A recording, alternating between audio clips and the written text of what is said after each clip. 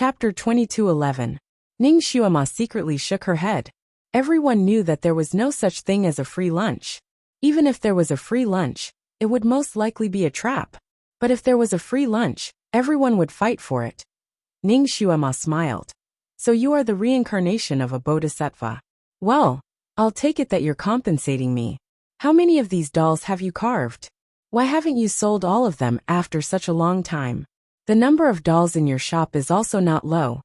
The shop owner snorted. I have carved these dolls long ago. I have a lot of them stored. What's so strange about not selling them all? The people around nodded again. Ning Xuema's lips curved into a smile. What you said makes sense. Then let me ask you, did you make this white jade doll? The shop owner's eyes flickered slightly, but he raised his head. Of course. I am a famous jade carving master. Then, how long does it take you to carve these dolls? You have sold more than 4,000 white jade dolls, right? It takes 3 to 4 days to carve a doll. Just take it that you are a fast worker. 3 days is enough. It takes more than 10,000 days to carve 3 to 4,000 dolls, which is more than 30 years. You look like you are only 30 years old. Have you been working hard for this charity since you were born? The shop owner was stumped by the question. He paused and said, These white jade dolls are not made by me alone. I used to have a jade carving workshop, and I employed many jade carving masters. Where are those jade carving masters now? Can you call a few of them to testify for you? Ning Xuema pressed. The shop owner's forehead was covered in cold sweat, and he said proudly, That workshop has long been dissolved, and those jade carving masters have also left.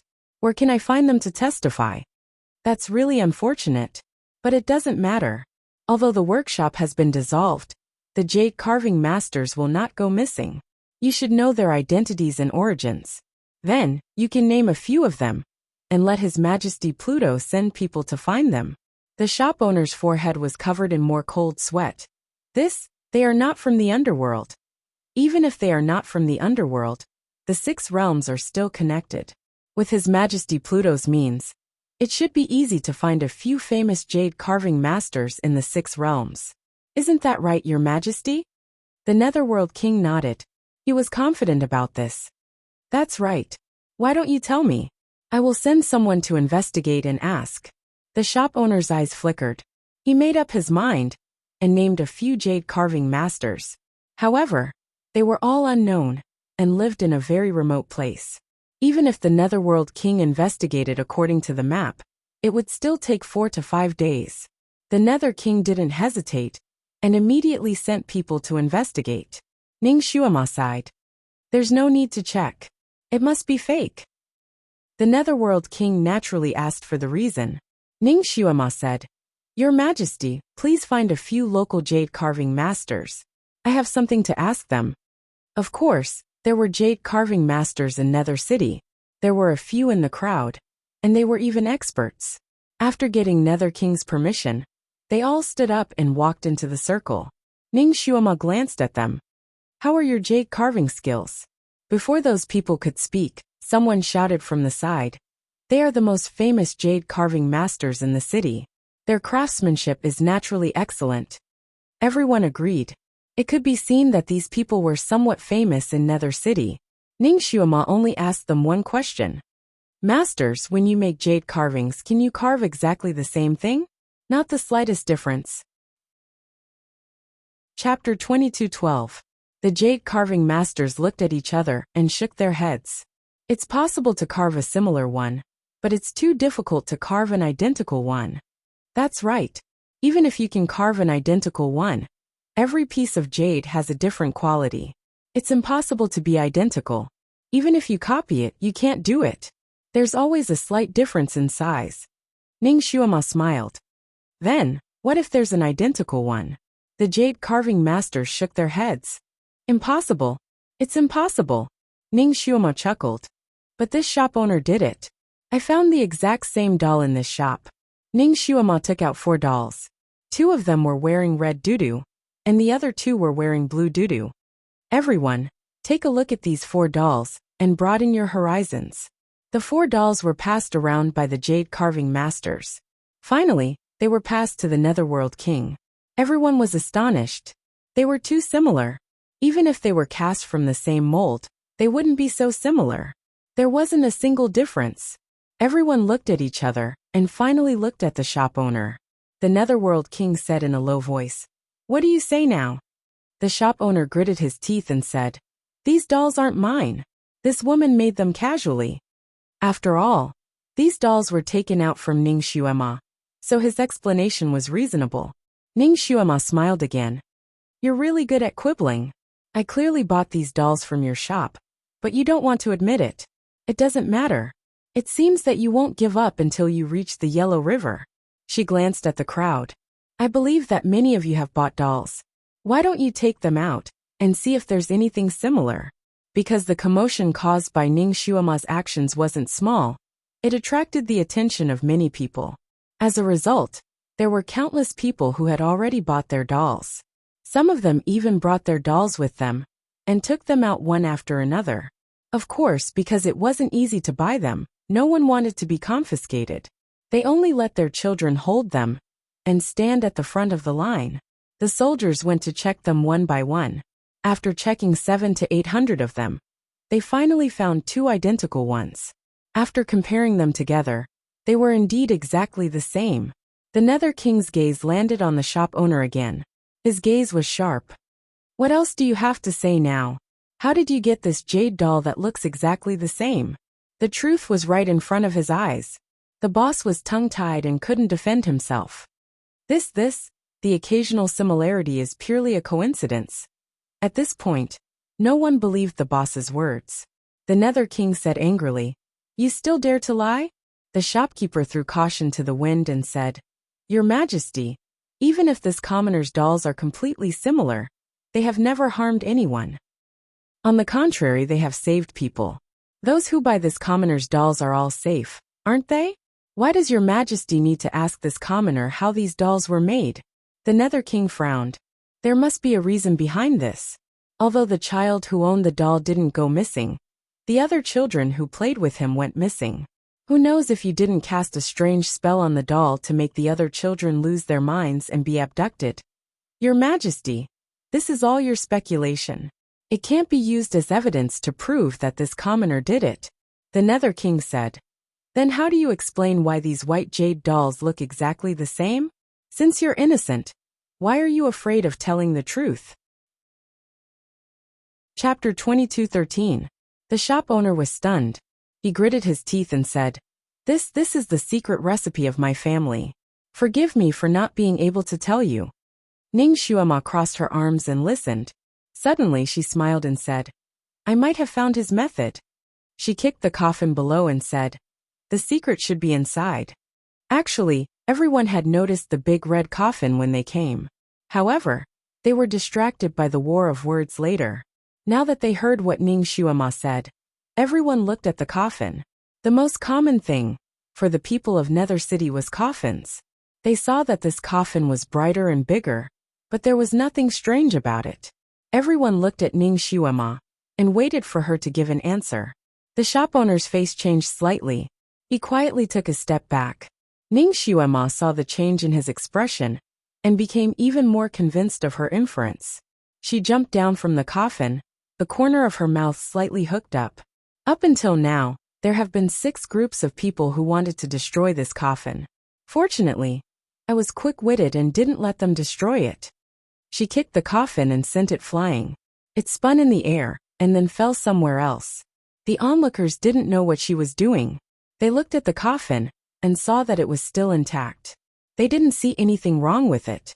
Someone with sharp eyes suddenly shouted, "What is that?" Everyone looked in the direction that the man was pointing and sucked in a breath of cold air. At the place where the coffin was originally, there were 6 badly mutilated people lying there. These 6 people were holding sharp weapons in their hands. They were pressed into the ground and didn't move at all. The Nether King looked at the 6 people and then looked at the coffin. These 6 people wanted to pry open the bottom of the coffin and steal the things inside. Ning Xuema said indifferently, "Your Majesty is wise. These 6 people did want to use the earth escape technique to break the bottom of the coffin. I found them in time and knocked them unconscious." The Nether King was speechless. Soldiers had already gone over and pulled out the 6 people like pulling out radishes. Of the 6 people, 4 were already dead, and the other 2 were seriously injured and unconscious. The underworld had its own methods to wake them up. However, when the 2 of them woke up and looked around, their eyes flashed with ruthlessness. Ning Xuema had just said, "In case they commit suicide."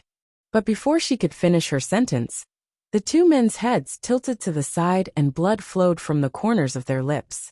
It was obvious that both of them had a strong poison hidden in their mouths. Once they realized that something was wrong, they would bite open their medicine pouches and commit suicide. The Nether King looked at the shop owner with a cold gaze. "Who sent them?" The shopkeeper's face was pale, but his expression was innocent. "This commoner doesn't know," the Nether King ordered. "Search these people. Let's see what markings we can find." A moment later, the person in charge of the body search reported, "Your Majesty, these people are very clean. I can't tell their origins. Only one of them has a token." He presented a black jade token. Ning Xuema also saw the token, and her eyes narrowed slightly. That token looked very similar to her Mo Palace's token of entry and exit. Hehe. This was a prelude to slander her Mo Palace. Fortunately, she was here. Otherwise, Mo Palace would definitely be the scapegoat. Although the Nether King had never seen Mo Palace's token, the word Mo on it was enough for him to guess who it was. The Nether King's face was gloomy, and the general beside him also saw the token. Chapter 22:14. The Netherworld King's face sank. The general beside him also saw the plaque and blurted out, "Could they be sent by the demon realm? What does that demon master want to do? Isn't it enough that she injured our current Netherworld King and many generals? She also wants to harm our children." The other generals and ministers were also furious. Does that demon master still hold a grudge against us for attacking back then? She wants revenge. That's highly possible. Demons are demons after all. They like to seek revenge for the smallest grievance. Although we were deceived back then and followed them to attack, I'm afraid that demon master will hold a grudge against us for the rest of her life and want to take revenge at all times. Then she's too cruel. Didn't she say that she would let bygones be bygones? Although the Mo Palace suffered a great loss, our Netherworld also suffered a great loss. Ning Xuema crossed her arms and listened to their discussion. She didn't interrupt, but the corners of her lips curled up into a cold smile. Were these people idiots? Which assassin would bring something so obvious with them when they went out to do something? People who could be called assassins were all ruthless and meticulous. They were assassins, not substandard goods. How could they make such a low-level mistake? The Netherworld King raised his hand and stopped everyone's discussion. Maybe someone framed her. Everything is not set in stone yet. Don't make wild guesses. His words silenced everyone. The Netherworld King looked at Ning Xuema again. "What's in this coffin?" Ning Xuema tapped the coffin lid with the stick in her hand and said casually, "You'll know once you open it." The coffin lid was opened by Ning Xuema with a stick, and the item inside was finally revealed. The item in the blood-red coffin was very simple. It was just a jar. The jar looked very ordinary. It looked a bit like a common cinerary urn. The only difference was that it was bone white and looked very dull. "What's this?" The Netherworld King looked at the shop owner. The shop owner said, "This is the cinerary urn of my wife. My wife and I had always loved each other. She passed away before me. I was very reluctant to part with her, so I sealed her ashes in this jar and placed them in the coffin. They've been with me ever since." He made up a very smooth lie. Ning Xuema sneered. "So this is your beloved wife's ashes? What is the meaning of the blood coffin?" This commoner's wife loved to wear red when she was alive. This commoner is only helping her fulfill her wish. Ning Xuema chuckled. "Is that so?" She lowered her head and looked at the inconspicuous jar. "It does look like an urn. I just don't know if there are any ashes inside." She reached out to grab the jar, but the shopkeeper rushed over. "Don't disturb her." His eyes were filled with anger. "The dead should be respected. Don't tell me you won't even let the dead go." Before he could reach her, he was swatted away by Ning Xuema's sleeve. The shop owner staggered from Ning Xuema's swing. Ning Xuema laughed and said, "Why are you panicking? If it really is an urn, No one will do anything to it. She then looked at the Netherworld King. Your Majesty, why don't you send someone to examine this item? The Netherworld King waved his hand and summoned a coroner to look at the jar. The coroner went forward and bent down to pick up the jar. He first shook it, then shook it. He opened the jar and sniffed it. Then he reported, Your Majesty, this jar doesn't contain ashes. This jar seems to be made from bones. The Netherworld King glanced at the pale-faced shopkeeper and ordered the coroner, What is in the jar? Chapter 22:15. The coroner reached his hand into the jar and pulled out two small, white figures. The small figures were less than half a foot long. They looked like the skeletons of a bony fetus, but they were jade-like. What are these? The Nether King asked. The shopkeeper opened his mouth and tried his best to lie. This is this commoner's unborn child. This commoner's wife died in childbirth. The coroner couldn't stand it anymore. He slapped the shop owner and said, There are 10 skeletons of these children in here. They all died in your wife's womb? Is your wife a pig? Why are you still lying to me? 10 skeletons like this? A jar made of ashes with 10 skeletons of fetuses in it. Everyone knew that this situation was very strange. This jar was probably a super evil item. Ning Xuema said, Your Majesty, why don't you throw a white jade doll in there and see what effect it has? As expected, the Nether King ordered someone to put a white jade doll in the jar. A faint green light came out of the jar. After a while, the light disappeared and 2 identical white jade dolls appeared at the mouth of the jar. Gasps of surprise could be heard from the crowd. They finally understood where the white jade dolls came from. The Nether King didn't give up. He put another doll in there. After a while, he got 2 more identical dolls. Tell me, why did you make this evil item? The minister of the Ministry of Justice asked the shop owner angrily. Then he signaled to the soldiers beside him. The soldiers rushed forward and pressed the shop owner to the ground. The shop owner was also a ruthless person. He still refused to admit it. Your Majesty, I can only tell you the truth. I don't have any intention to harm anyone. I made these dolls because of a dream 3 years ago. 3 years ago, when I was resting at home, I dreamt that a golden armored god told me that there would be a child disaster in Nether City 3 years later. I had to use this item to make white jade dolls and give them to the children of the people to avoid it. He also taught me how to make white jade dolls. When I woke up, I didn't want to believe it. However, when I saw the jar that the golden armored god gave me, I started to doubt it. Therefore, he began to prepare those things according to the golden armor god's instructions. After testing it, he was able to replicate the white jade doll. Only then did I believe it. At the time, the golden armor god said that this was a heavenly secret and could not be told to anyone. So I had been secretly preparing and had never told anyone. Your Majesty, look, although the origin of this white jade baby is strange, it has not harmed anyone, has it? You even saved countless children. These words were made up in such a convincing manner that he was not a villain with evil intentions, but a bodhisattva who came to save people from trouble. Unfortunately, the child who had bought the white jade doll was fine. The onlookers who had heard his nonsense were also doubtful. Those who had taken the white jade dolls from the children's hands stuffed them back into the children's hands. Even the parents who had contributed their dolls to the Netherworld King were begging for them in low voices. Some of them even wanted to put the white jade doll in their hands into the jar and make a few more copies. There were also commoners who begged the Netherworld King to release this kind and righteous shop owner. Such a good person couldn't be captured. In just a moment, the crowd was buzzing. 8 out of 10 people were pleading for the boss. Chapter 22:16. Lord Yama frowned. He was not stupid, so he did not believe the nonsense of the shop owner. However, the ordinary people were the kind of people who would grab hold of a life-saving straw when they were in danger.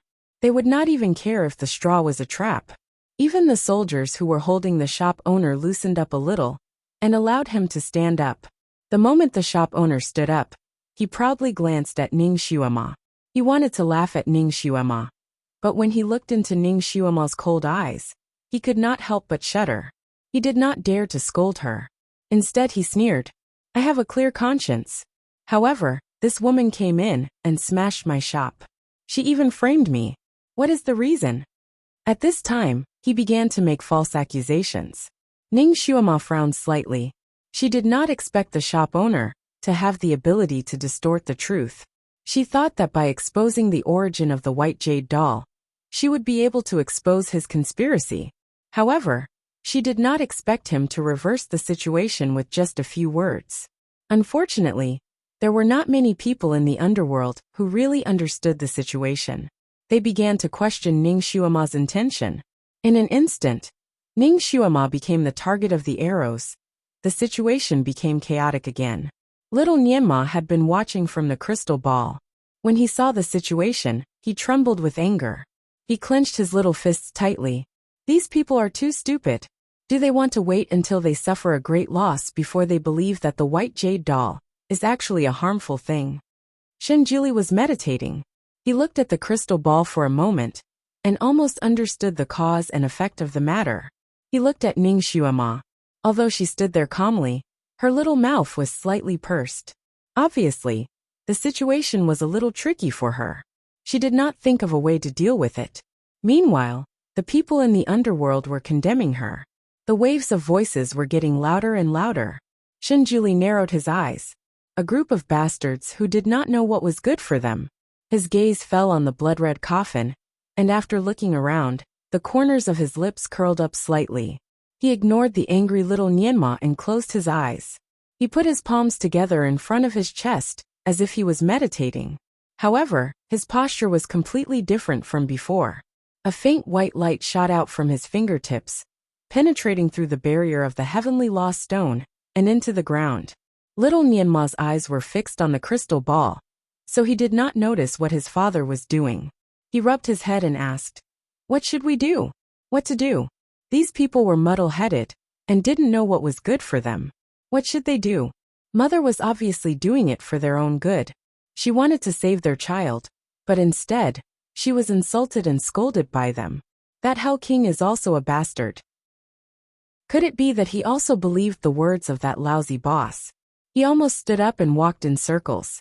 Where did this woman come from? Does anyone know her? Yes, this woman's origin is unknown. I am afraid that she is a spy from another world. Yes, the boss of the shop is from the underworld. He has been running the shop here for 3 to 5 years, and has never done anything bad. Although the way he made these white jade dolls is strange, he did it for the good of everyone. Unlike this woman, I don't know where she came from. Yes, she tried her best to destroy these life-saving white jade dolls. She must have bad intentions. There were loud complaints from the crowd. Once there were more people, they were afraid that there would be people with bad intentions. Chapter 22:17. There were loud questions from the crowd. When there were too many people, they were afraid that there would be people who would incite them. Once they were incited, they would easily follow blindly and become agitated. They would gang up and attack. Who knew what kind of brainless things they would do in a fit of anger? Now Ning Xuema was in such an environment. Some of the more simple-minded and hot-tempered people were about to throw rotten eggs at Ning Xuema, especially those who had lost their children. They had nowhere to vent their anger. Now that they were hot-headed, a few of them had already rolled up their sleeves and rushed forward. Get out of our netherworld. Kill this evil woman.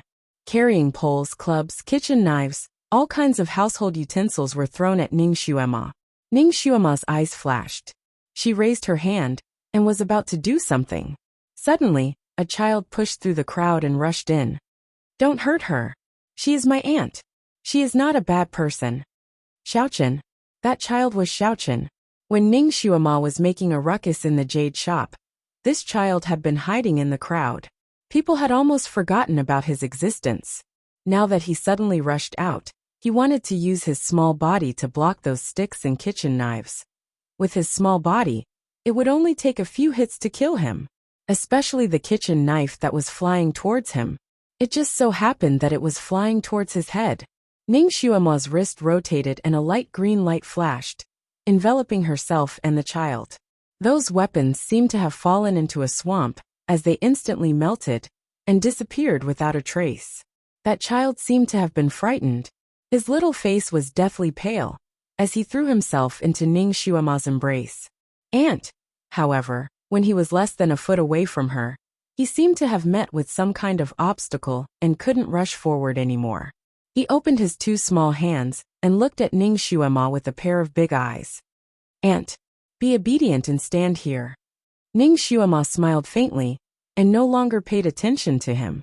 Her sudden display of power also deterred the group of people who wanted to make a move. Only then did the crowd remember that this woman's kung fu was actually very amazing. It belonged to the category of kung fu that could kill people in minutes. Those who wanted to make a move had cold sweat on their foreheads and regretted their recklessness. They were afraid of Ning Xuema's revenge, so they all stepped back. "Everyone, don't listen to her. If she has such good kung fu, why is she dressed like a peasant woman? She must be a spy from another world. She wants to harm the children of the netherworld. So she tried every possible way to destroy these white jade dolls. Your Majesty, since you have such a precious jar, please make more dolls to give them to the children who haven't bought them yet. The children's safety is most important," yelled from the crowd. His voice immediately attracted the response of the people around him. Everyone asked the Nether King to hurry up and give the order to make more babies, especially the parents who hadn't gotten their hands on the white jade dolls. They couldn't help but squeeze forward, wanting to snatch the jar that was spinning on Ning Xuema's fingertips. Ning Xuema narrowed her eyes slightly, as if she had finally confirmed something. She pinched her fingers together and was about to make a move. Suddenly, there was a scream from the crowd. A person flew up from the ground, as if he had been set up. Something seemed to be pulling him, and he flew straight toward the blood-red coffin. The person was waving his arms and legs. The closer he got to the coffin, the paler his face became. When his body was finally hanging above the coffin and about to fall, he finally shouted, "Help! No! No!" Chapter 22:18. The shopkeeper's expression also changed. He took 2 steps forward and was about to pull that person down. Ning Xuema was smart. Once she saw this scene, her heart was moved. She held the stick horizontally and blocked the shopkeeper's path. "What are you doing?" The shopkeeper's face turned pale. He finally said, "He will fall into the coffin. If he falls in, then so be it. Your coffin doesn't eat people. What are you afraid of?" The shopkeeper was speechless. His face turned even paler, but he couldn't find any words to refute. The person who was hanging above the coffin obviously knew the inside story. Seeing that his body was about to fall into the coffin, he was so scared that he almost peed his pants. "No, no, save me." It was as if he wasn't in the coffin, but a purgatory that ate people. The Nether King's expression changed. He waved his hand to stop the soldiers who wanted to save him. He looked at the person coldly. That was the one who had been inciting the crowd earlier. He was controlled by an inexplicable force. He tried his best to break free, but he couldn't. He could only watch as his body sank into the coffin inch by inch.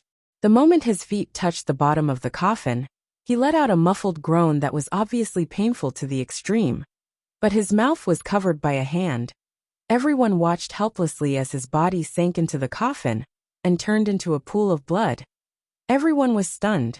They all retreated. Ning Xuema didn't expect the blood coffin to be so vicious. Her expression also changed. "What is going on?" The Nether King's gaze was like a sharp arrow, shooting at the shopkeeper. The shopkeeper's face was as pale as death. I don't know. Maybe someone is playing tricks. You still dare to quibble. Do you really think that I can be fooled? Take him down." This time, all the soldiers didn't have any doubts. They immediately took the shopkeeper down. The Nether King sneered. "This blood coffin belongs to you. If you don't know, who knows? Men, throw him into the blood coffin. Let him personally check if there is anything strange about this blood coffin." The soldiers immediately lifted the shopkeeper up and walked toward the blood coffin. The shopkeeper was so scared that he screamed like a pig being slaughtered. "Spare me! Spare me!" The Netherworld King couldn't help but look at Ning Xuema. Ning Xuema's face was slightly pale. Her gaze was fixed in one direction, and her figure suddenly rose up, falling into the crowd like a shooting star. Because of her attack just now, most people were still a little afraid of her. When they saw her flying over, They scattered like birds and beasts. Ning Xuema didn't care at all. Her eyes were anxiously looking around, as if she was looking for something. However, she was disappointed. She didn't find anything there. She was standing at the place where the man who had been thrown out by an unknown force was standing. However, there was nothing but bluestones in that place. Unwilling to give up, she squatted down as if she was sniffing the air. But there was nothing. She slowly got up and pursed her lips. Was she seeing things? The ray of light she saw when the man was thrown out was very familiar. It seemed to have come from Shunjiuli. Could it be that she missed him so much that she was hallucinating? She stood there in a daze. She acted as if she didn't hear the Nether King's questions. The Nether King naturally didn't want to throw the shopkeeper into the blood coffin. He still wanted to dig out the real culprit from this person's mouth. The shopkeeper was really a hard bone to chew. At this point he was still stubborn. Chapter 22:19. The shop owner was a tough nut to crack. Even at this stage, he was still stubborn. Your Majesty, even if the blood coffin is evil, I didn't harm anyone. The white jade doll didn't harm anyone and saved many children. Your Majesty, if you do this, the people will be disappointed. The onlookers looked at each other. Many of them were the kind of people who wouldn't cry until they saw the coffin. They also said, Your Majesty, the white jade doll didn't harm anyone. Although the method is evil, it's good for the children. Yes, Your Majesty. Don't hurt the good people. Your Majesty, we don't need to care about the evil aura of the blood coffin. We should keep the jar. Make more dolls and distribute them to the children first, so that everyone can be at ease. The Nether King frowned. His people were afraid of losing their children. They wanted to grab a straw whenever they saw one, regardless of whether the straw was poisonous or not. Ning Xuema also came back to her senses. She was speechless when she heard what these people said. How can the white jade doll made with evil magic have protective effects? Did you bring your brains out? How can you believe such nonsense? If this doll is a kind of evil thing that can control people, and the person behind it deliberately steals the children, who have never bought the white jade doll in order to control more children, and then spreads rumors in the city, creating the illusion that only those who buy the white jade doll can be safe, then what will you do? Everyone should know that some people would use a medium to control people unknowingly when they were refining sorcery or casting black magic. If I'm not wrong, this white jade doll is the medium. The person behind it wants to control all the children in Nether City. So, not only can we not make more white jade dolls, but we also want the people who have bought them to smash them and destroy them. After Ning Xuema finished speaking, even the Nether King broke out in a cold sweat. He immediately ordered the people in the city to hand in the white jade dolls. At this moment, more than half of the onlookers had already bought the dolls.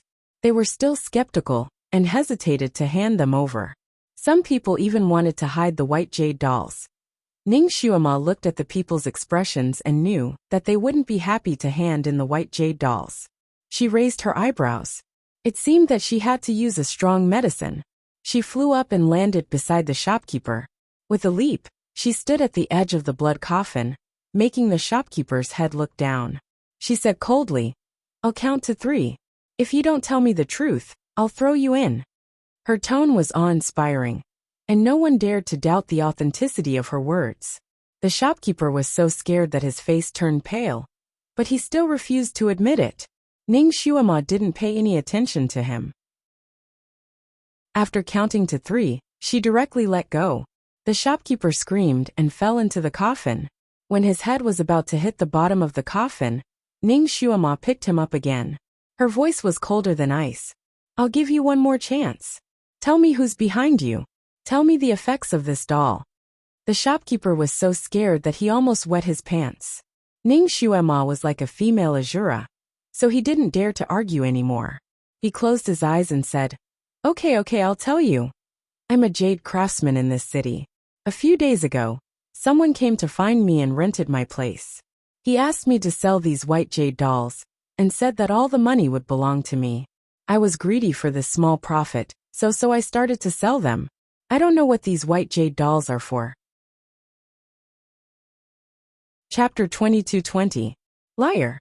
If you don't know, how do you know how to guard against this blood coffin? It's that person who reminded me in advance that I must not fall into the blood coffin. Otherwise there will be nothing left of me. What about those lost children? Where are they? I don't know. The shopkeeper's eyes flickered. Ning Xuema sneered. It seems that if I don't give you a taste of pain, you won't know your limits. Ning Xuema hit his back with her hand. The shopkeeper's body trembled violently, and he screamed, sweating profusely. After a while, the shopkeeper finally couldn't endure the torture and finally told the truth. I don't know about the children who were lost a few days ago, but the children who were lost in the past 2 days all automatically threw themselves into this blood coffin. It was earth-shattering. The onlookers were silent. Suddenly, they clamored like a pot of boiling water. Those who had lost their children roared and pushed with all their might, wanting to tear the shopkeeper apart. The Nether King was also furious. Scum! You actually colluded with outsiders to harm people in the same world. Tell me, who ordered you to do such a despicable thing? Also, how many of your companions are in the crowd? Tell me all of them. If you don't tell me the truth, I'll cut you into pieces. The shopkeeper closed his eyes. I was forced to do it. The person behind it is the Devil Master. This sentence was like a bomb, causing the crowd to explode again. Everyone was filled with righteous indignation, and the people couldn't stop cursing. Ning Xuema didn't panic. She just sneered. How do you know that the person behind it is the Devil Master? Did you see her with your own eyes? The shopkeeper gritted his teeth and nodded. She ordered me personally, so I didn't dare to disobey. What does the Devil Master look like? She is dressed in red and is very beautiful. Ning Xuema smiled again. Everyone on Earth knows this. It doesn't count. Don't you think you can lie without a draft? The Nether King frowned. Lady, how do you know that he is lying? Ning Xuema looked up and smiled. It's very simple. Because I am the Devil Master. Suddenly, a red light flashed around him. A moment later, everyone sucked in a breath of cold air. The ordinary-looking woman had disappeared and was replaced by a beautiful woman in a fiery red dress. The beautiful woman's black hair fluttered in the wind, and the cinnabar mole on her forehead was as red as blood. She floated there and looked at the shopkeeper coldly. When did I order you to do this? The shopkeeper was tongue-tied. His face was ashen, and he couldn't say anything. The Netherworld King was also dumbfounded. Fortunately, he reacted quickly and hurriedly led the civil and military officials to bow down. Greetings, Demon Lord. Ning Xuema's gaze swept across the crowd. After being dumbfounded for a moment, the onlookers all knelt down. At this point, everyone naturally understood that the shopkeeper was lying. If the Devil Lord was the mastermind behind this matter, he would not have spent so much effort to expose it now. The Nether King was furious. He shouted at the shopkeeper. Are you still not going to tell the truth? Aren't you afraid that I will execute your entire family? The shopkeeper was speechless. The person who ordered me to do this is. Before he could finish his sentence, a black light flashed and shot toward the back of his head like lightning. The black light came so fast that no one could react in time. Just as the black light was about to pierce the back of the shopkeeper's head, a red light blocked it. The black light and red light collided in the air. With a ding sound, the black light shattered and the red light disappeared. Someone wanted to silence him. Chapter 22-21. However, the angle of the black light was very tricky. Even though there were so many pairs of eyes present, they did not see where the black light came from. If not for Ning Xuema's quick reflexes, the shopkeeper would have died on the spot. The shopkeeper managed to survive, but he was so scared that his face turned pale. The Netherworld King had already ordered his men to investigate the origin of the black light. Ning Xuema just smiled and said, Your Majesty, there are still a few good friends of that person hiding in the crowd. Let's ask them to come out first. From the scene just now, the Netherworld King could see that this incident was not done by one person. There must be a group. However, if he interrogated the shopkeeper now, he was afraid that he would not be able to get anything out of him. While he was thinking, Ning Xuema had already used her long whip. There were a few screams in the crowd. After a while, 7 or 8 people were pulled out by Ning Xuema's long whip and fell to the ground in a sorry state. Tie them up, Ning Xuema ordered. The Netherworld King trusted Ning Xuema very much at this moment. He ordered his men to tie the 7 or 8 people up like rice dumplings. Naturally, the 7 or 8 people cried out for their innocence. However, before they could say anything, Ning Xuema sealed their acupoints. How do you know that this is the thief? The Netherworld King could not help but ask. Ning Xuema smiled and said, Of course I know. She had been enduring the insults of the people just now, because she wanted to find the thief. These people were too careless. They thought that they could impersonate the people without anyone noticing. However, they did not expect that Ning Xuema had already noticed them and remembered them. At this moment they were caught with a thunderous strike. Ning Xuema was too lazy to interrogate them one by one. She smiled and said, Among you, who is the most sensible, and can tell me who is the mastermind, I will spare your life. The rest of you will be thrown into the blood coffins. The people who were tied up changed their expressions. They started to whimper, but they could not say anything. Ning Xuema continued, I don't have the patience. I don't feel like listening to your lies and arguments. The moment I open your acupoints, whoever points out the mastermind first will be spared. As for the rest, hee. This chuckle made the hairs on their bodies stand on end. Ning Xuema smiled again. I'll count to 3. You have to seize this rare opportunity yourselves. She counted one by one, making those people extremely nervous. When she counted to 3, she flicked her finger and actually unsealed those people's acupoints in a split second. Him. 6 or 7 arms pointed at one person. It was as if they were afraid of falling behind. Everyone naturally looked over as well. There was a child standing there. Your Majesty, be careful. Someone shouted. At the same time, a streak of blue light shot towards the Nether King. The speed of the blue light was too fast, and the guards around the Netherworld King didn't even have time to react. The Netherworld King's hand lightened, and the jar was actually snatched away by someone. At the same time, several streaks of black light shot towards the people lying on the ground who had confessed, nailing them to death on the spot. Ning Xuema actually had time to stop them, but she didn't do it. These people were probably that person's accomplices. The missing children were probably also their doing. They owed blood. Now that they confessed in order to survive, even if they survived in the future, they might not do good deeds. Now that they died in the hands of their master, they deserved it. And she did not break her promise. Ha ha ha. Interesting.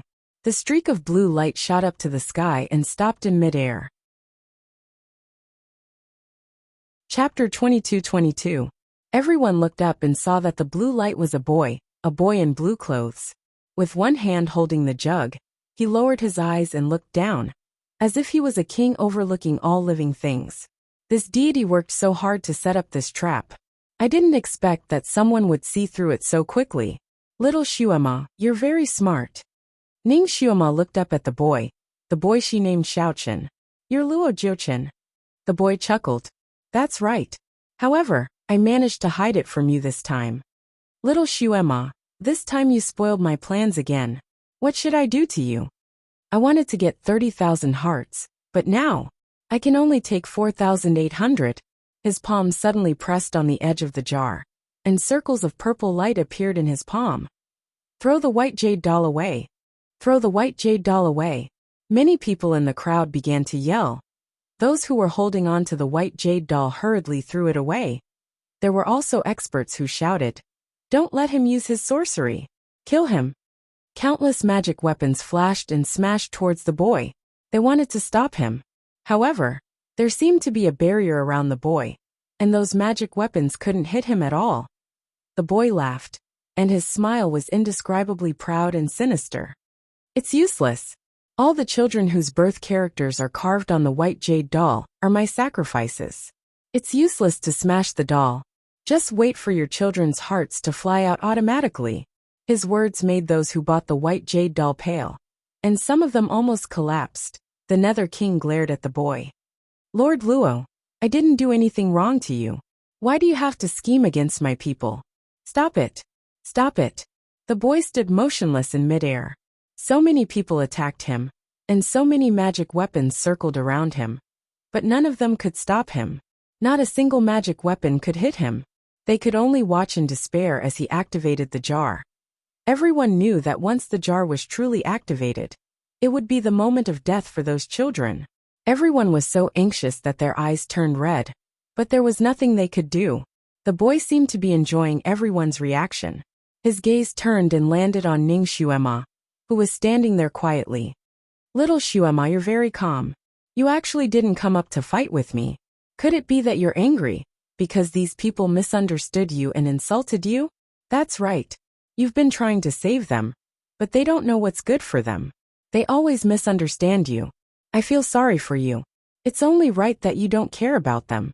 His voice was still that of a child's, and his words were full of provocation. He seemed to be joking, but it suppressed all the noise below. Every word was clear. The people of the underworld were stunned for a while. Then, they all blushed and lowered their heads. Ning Xuema chuckled. Do you think I didn't stop you because of their misunderstanding? The boy raised his eyebrows. Could it be that there's another reason? He looked down and thought for a while. Could it be? You finally like me, so you don't have the heart to kill me? His voice sounded like a joke, but also a little serious. Little Xuema, this is the first time you've been so nice to me. I'll repay you well. Although he kept talking, his hands did not stop moving. Countless spells were released from his fingertips, and they were used on the jar in his palm. Chapter 22-23. All of a sudden the jar lit up. The boy's eyes also lit up slightly.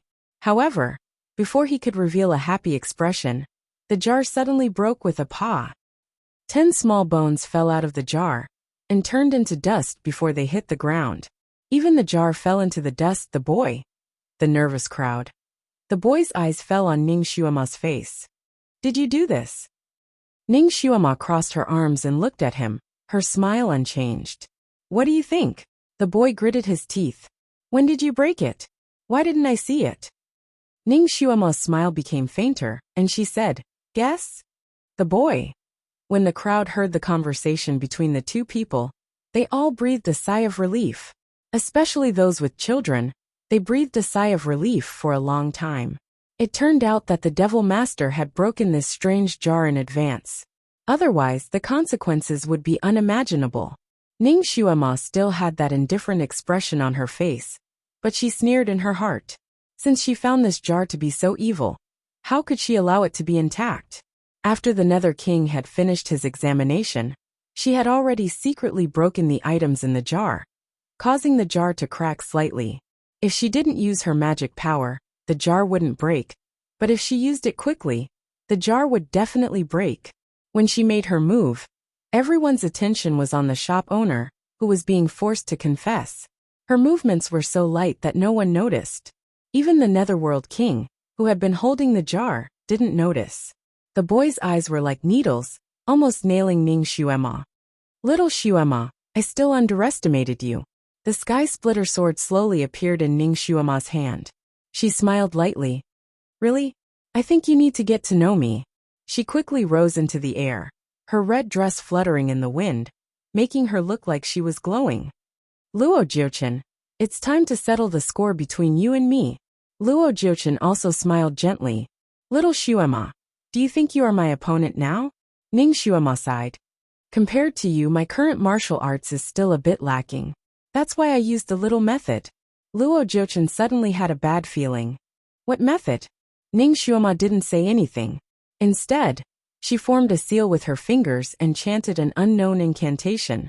Luo Jiuchen suddenly felt his body tighten. Rays of red light suddenly shot out from the blue trousers and enveloped his entire body like a spider web. In the blink of an eye, the red light seeped into his flesh. Luo Jiuchen was tied up like a dumpling in an instant. He swayed in the air and almost fell to the ground. However, his kung fu was indeed impressive. Even after being tied up like this, he was still able to stand in the air and not fall. The other Netherworld soldiers and Netherworld generals' Dharma artifacts could not even get close to him. His eyes widened, and his face was full of disbelief. You actually did something to the clothes. You recognized me at that time? Ning Xuema curled her lips. I just had some doubts. She was not a person who believed people easily, especially at this moment. Almost every step was a trap, so she had to be more careful. At first, she didn't have much defense against this child. After all, this child didn't have any aura of Luo Jiuchen. This child was not transformed by Luo Jiuchen, but by the possession technique. It was a very special technique that no one could detect. Chapter 22-24. After talking with the child, she became suspicious, but she couldn't be sure. It was true that she had bought clothes for the child, but it was also true that she had put a binding spell in them. If the child had always been an ordinary person, then the binding spell wouldn't have been activated, and the clothes would have been ordinary and luxurious. But once the child played tricks, as long as she chanted the spell, the clothes would become a demon binding rope.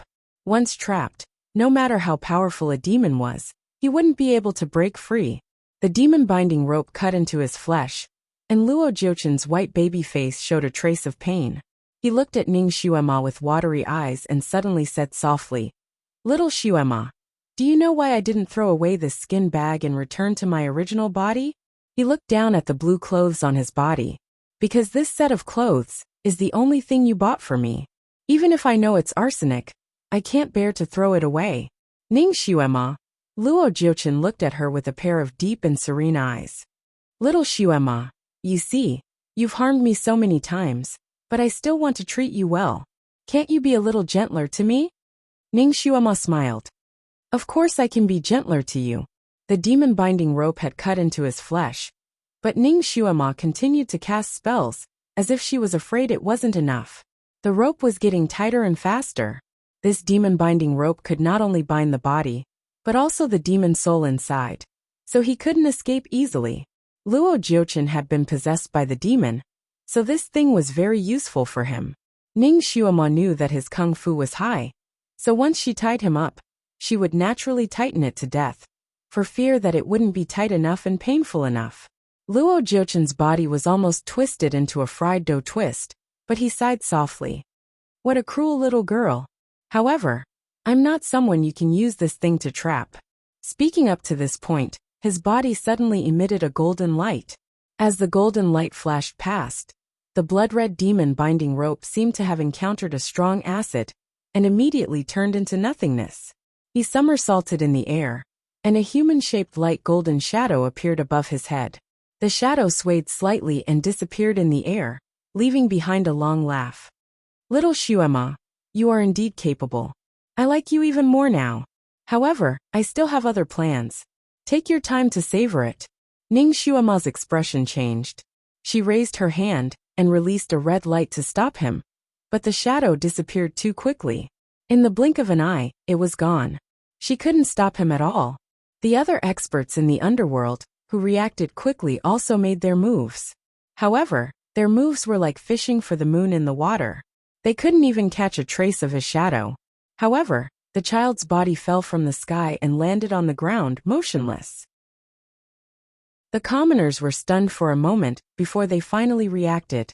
Those who had lost their children were filled with anger. They all ran forward, wanting to tear the child's body apart to vent their anger. Ning Xuemo raised her hand. Wherever the red light passed, everyone was forced to step back. At this moment, these people had completely believed in Ning Xuema and were full of respect for her. Seeing that she had helped the child, they all looked at her in surprise. Ning Xuema said lightly, "He is innocent.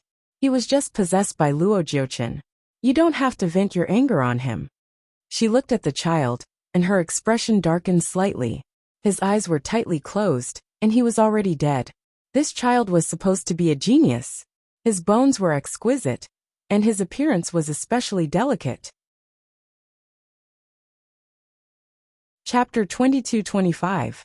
He was supposed to be a talented young man with a delicate appearance. However, he was possessed by Luo Jiuchen, and even his soul was devoured. Ning Xuema could not detect any trace of soul in him. The younger the child, the purer his soul was, and the easier it was for him to be possessed. Especially with such a good body, once he was possessed, his kung fu would increase exponentially. Since the child was dead, his body could not be kept, in case Luo Jiuchen used it again. Ning Xuema simply burned it. Hey, why is there fog? Someone in the crowd exclaimed. God, what is that? Someone else exclaimed. God, there is also fog over there. It's white. Everyone was startled. They all looked in the direction of the voice, and their expressions changed. Ning Xuema also raised her head and looked around. Her expression couldn't help but change.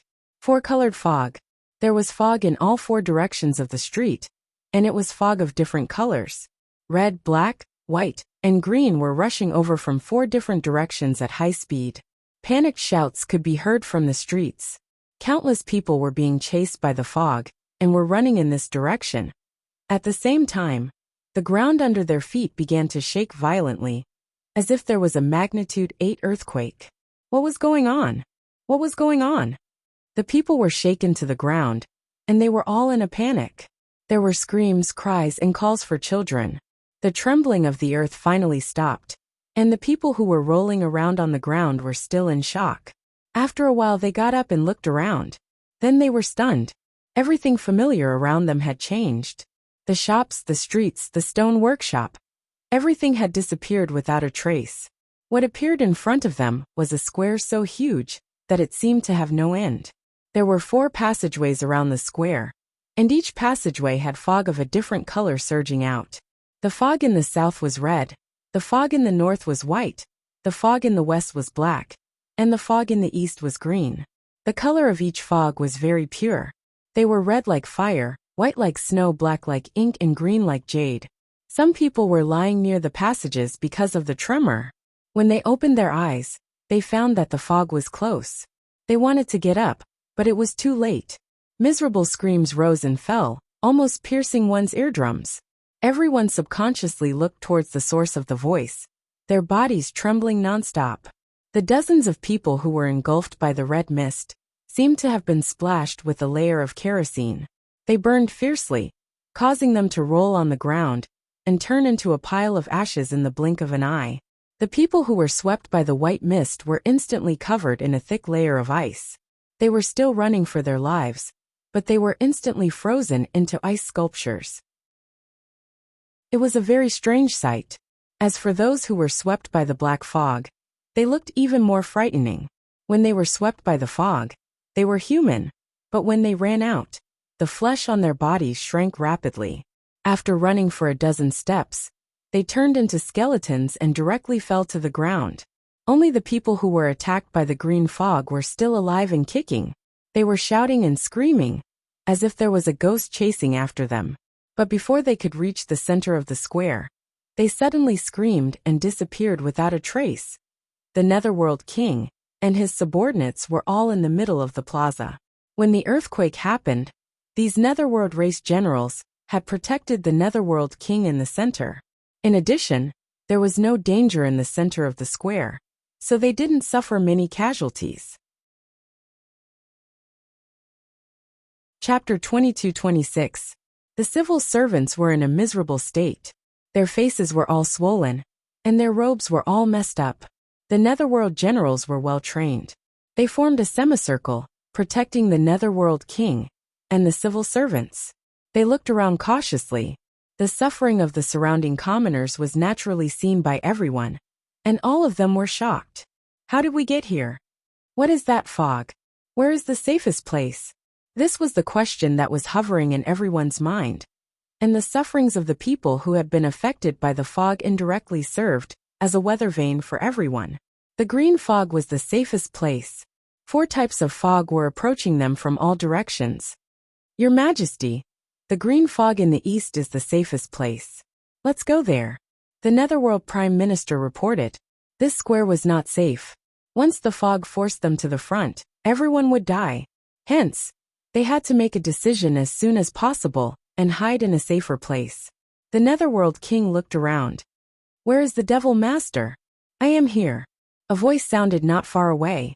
The Netherworld King looked over and saw Ning Xuema standing in the east where the commoners had fallen. She was looking down. There was a huge crack in the north-south direction. The 2 ends of the crack were covered by red and white fog. Hence, if they wanted to reach the passage in the east, they had to cross the crack. The crack was very deep, and the bottom could not be seen. Black and white fog swirled below. The commoners who had fallen into the crack were nowhere to be seen. The crack was more than 100 feet wide. Unless they could fly, they would not be able to reach the passage in the green fog. The commoners in the square saw that the green fog did not eat them, so they instinctively ran to the east. However, they were blocked by the crack.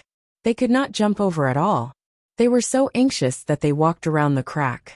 The scene was very chaotic. The Netherworld King saw that Ning Xuema was still there, and he calmed down. Devil Master, what is happening? Ning Xuema sighed. If I am not wrong, Luo Jiuchen should have set up an array in the entire Netherworld city. The earthquake just now was a sign that the array was activated. We have fallen into his array. The commoners in the Netherworld realm looked at each other. What array was so powerful? It could bring so many people in. The Nether King had already noticed that there were a total of 10,000 people trapped in the plaza. Does the Devil Master recognize this array? The Netherworld King looked at Ning Xuema with hope. Ning Xuema shook her head slowly. This is also the first time I've seen it. She didn't expect that Luo Jiuchen was also an array master. No wonder he said he had other plans before leaving. So this was the reason. She looked at the four-colored fog that was slowly approaching her, and her brain quickly calculated.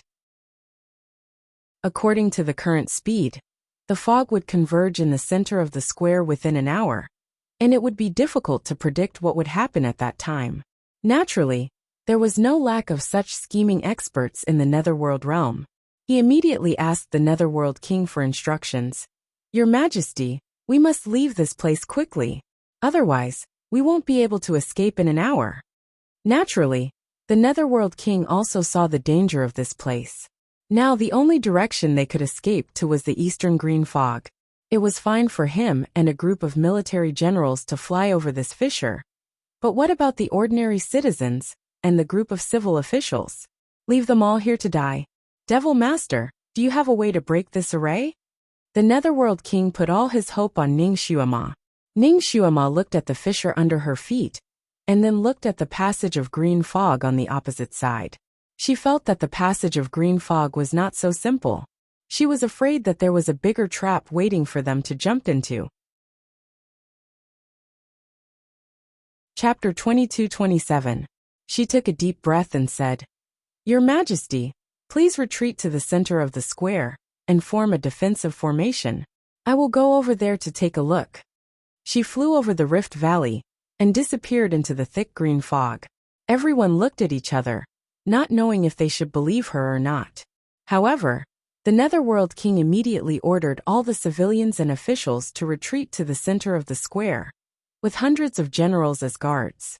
He led more than 10 generals to the Rift Valley, discussing ways to cross the Rift Valley, and doing various experiments. First, they used their psychokinesis to create tall trees to build a bridge.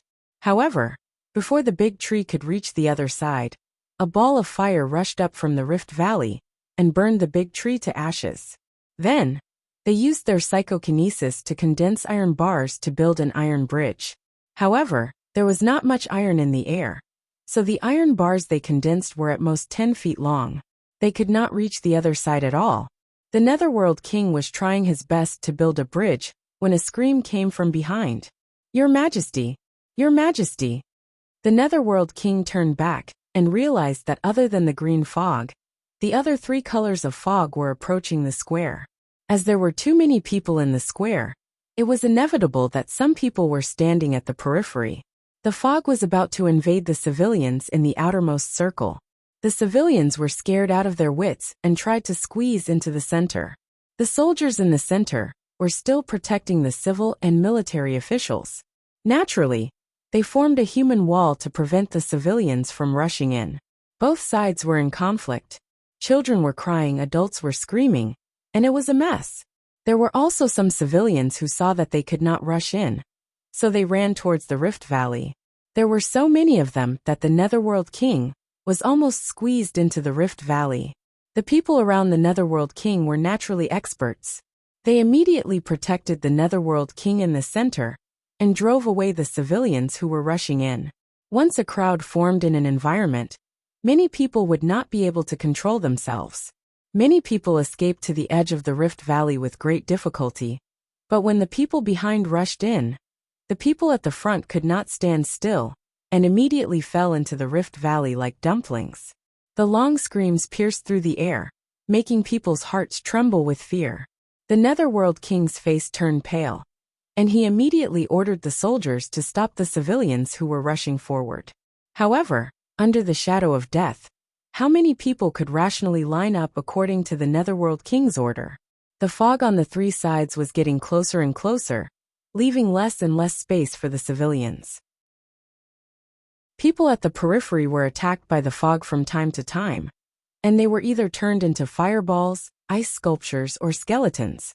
The crowd was filled with cries as if it was the end of the world. The situation was about to spiral out of control. Your Majesty, you must make a decision as soon as possible. I will escort your Majesty there first. It may be dangerous there, but it is better than waiting for death here. Your Majesty, we can't wait for that Devil Master any longer. She might have already found a way to survive and escaped. That's right. She's the Devil Master after all, and we've misunderstood her before. Young Master even sent troops to attack Imo Palace. It's good enough that she didn't hit us when we're down. Why would she be willing to put in the effort to save us from the underworld? The Netherworld generals all spoke up, trying to persuade the Netherworld King to bring his men over first. Under the shadow of death, if the Netherworld King didn't leave, these Netherworld generals wouldn't dare to move first. Naturally, they urged the Netherworld King on. The Nether King's face was also pale. He could pass, but what about the commoners? What about the hundreds of civil officials? All destroyed here? The civil officials and commoners were also afraid that their king would completely abandon them. They looked at him anxiously, some shouting, some crying.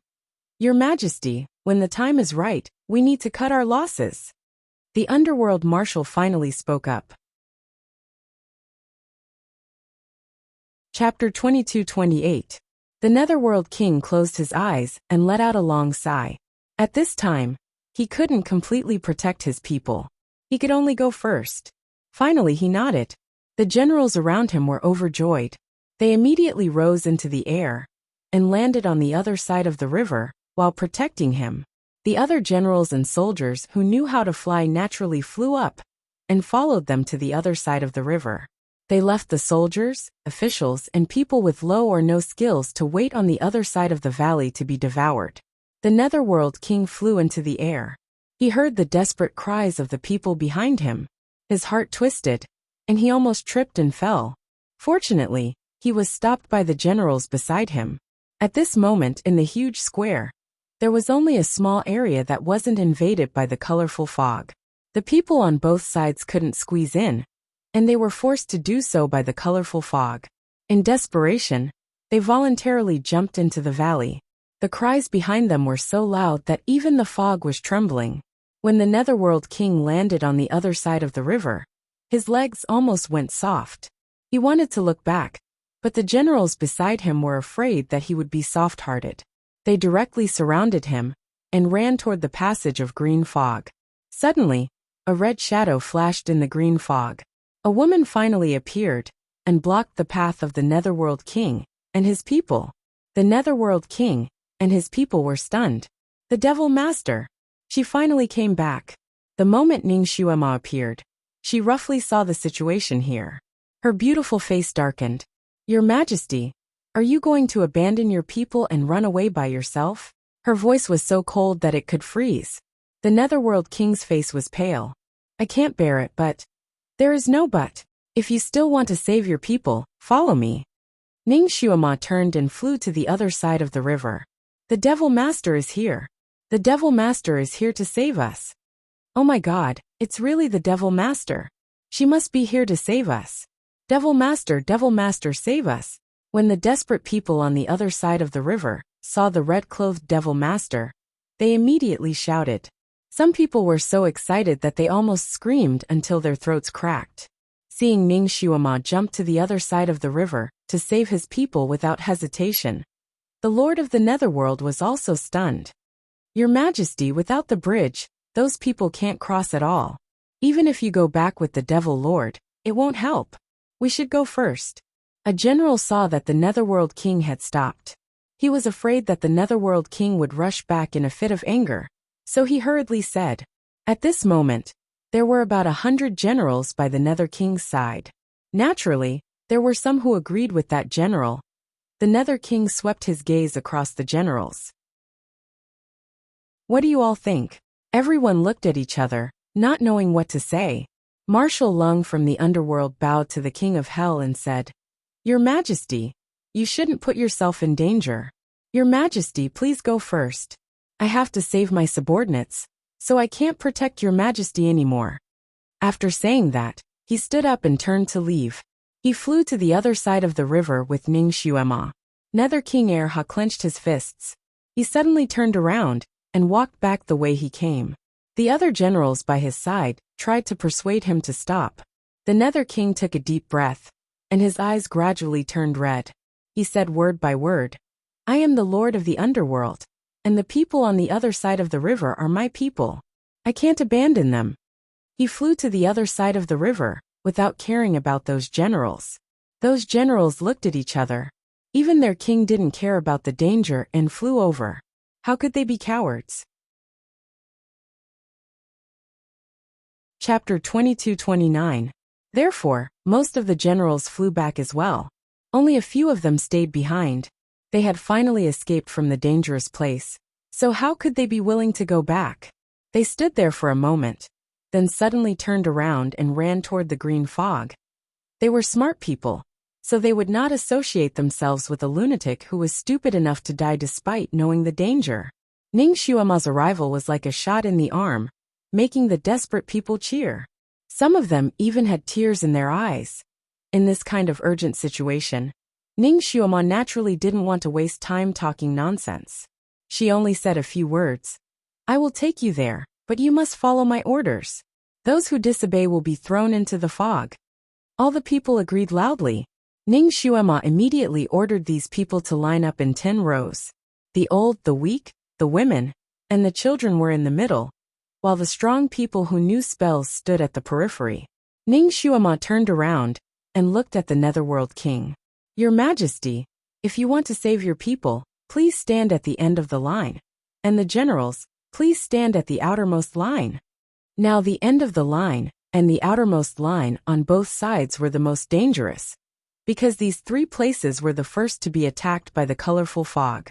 The generals beside the Netherworld King opened their mouths to refuse, but the Netherworld King had already said in a deep voice, Listen to the Devil Master's orders.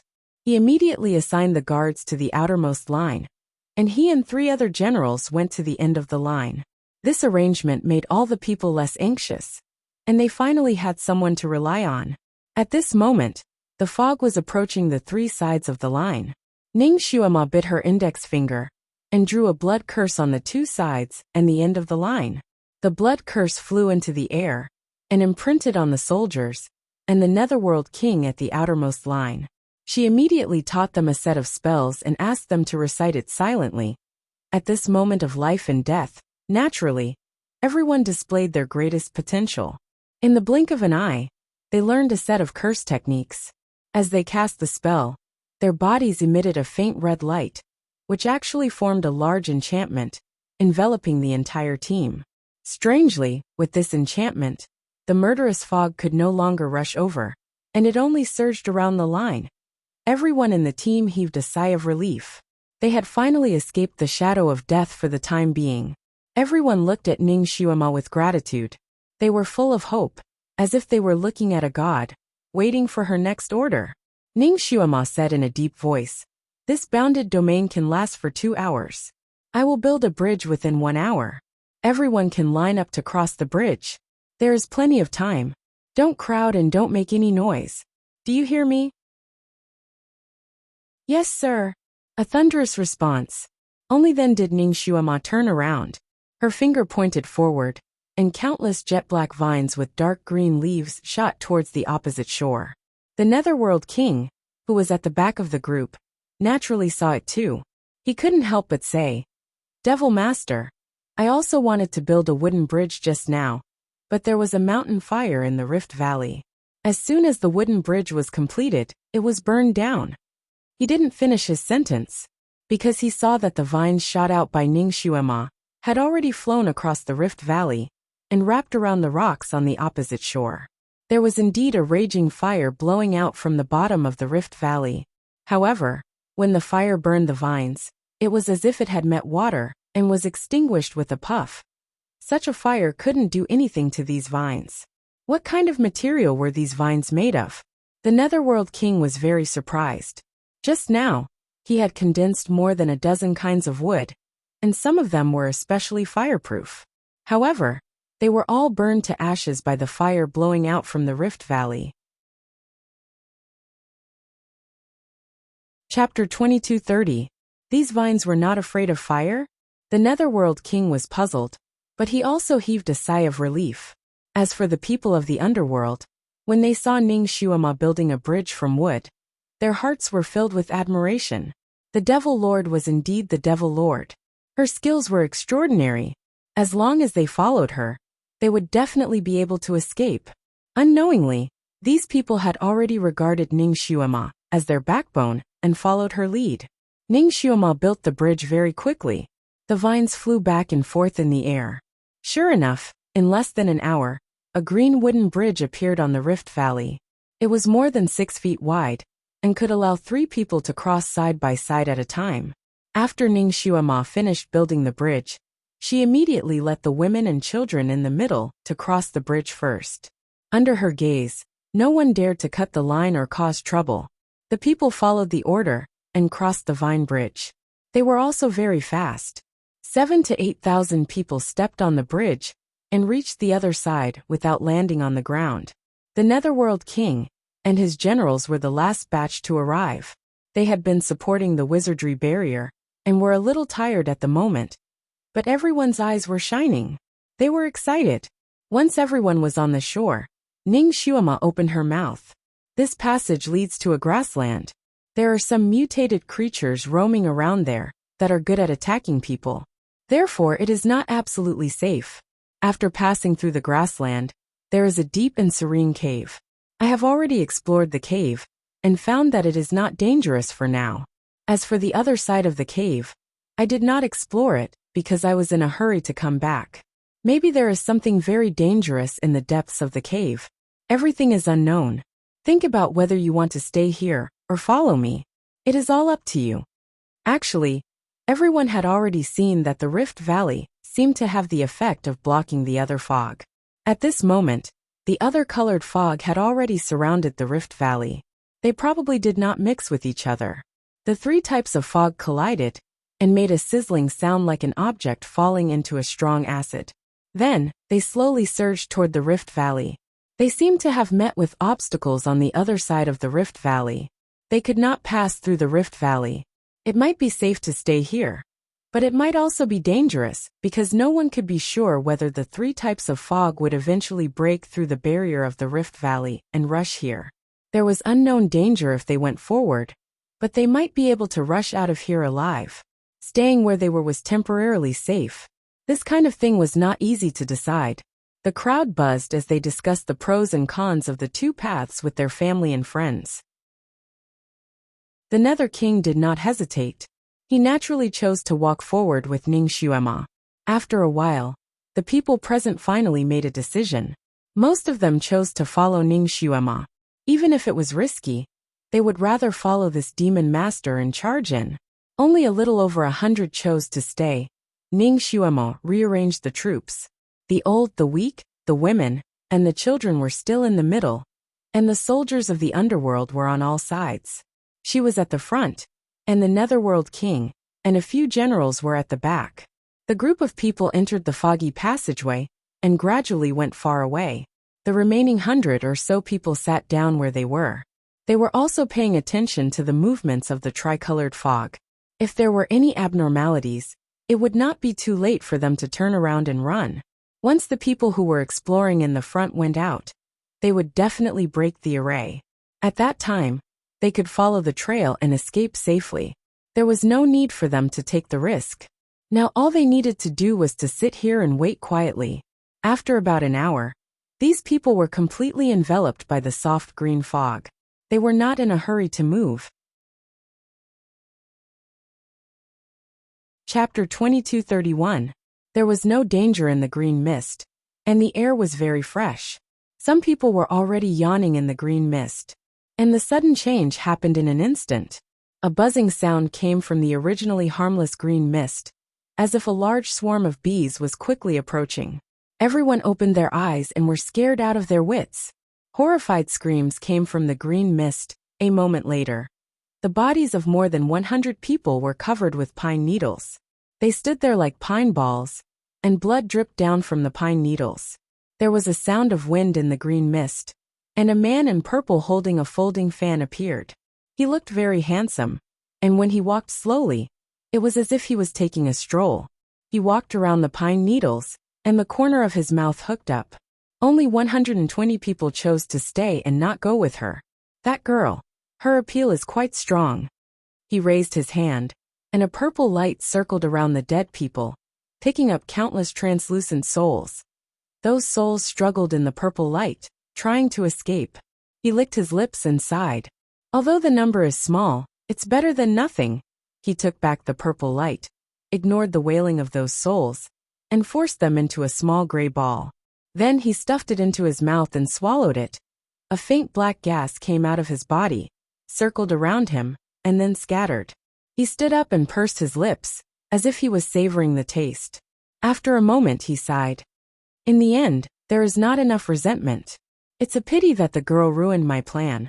Otherwise, all the children in the city would have been used by me and turned into little ghosts.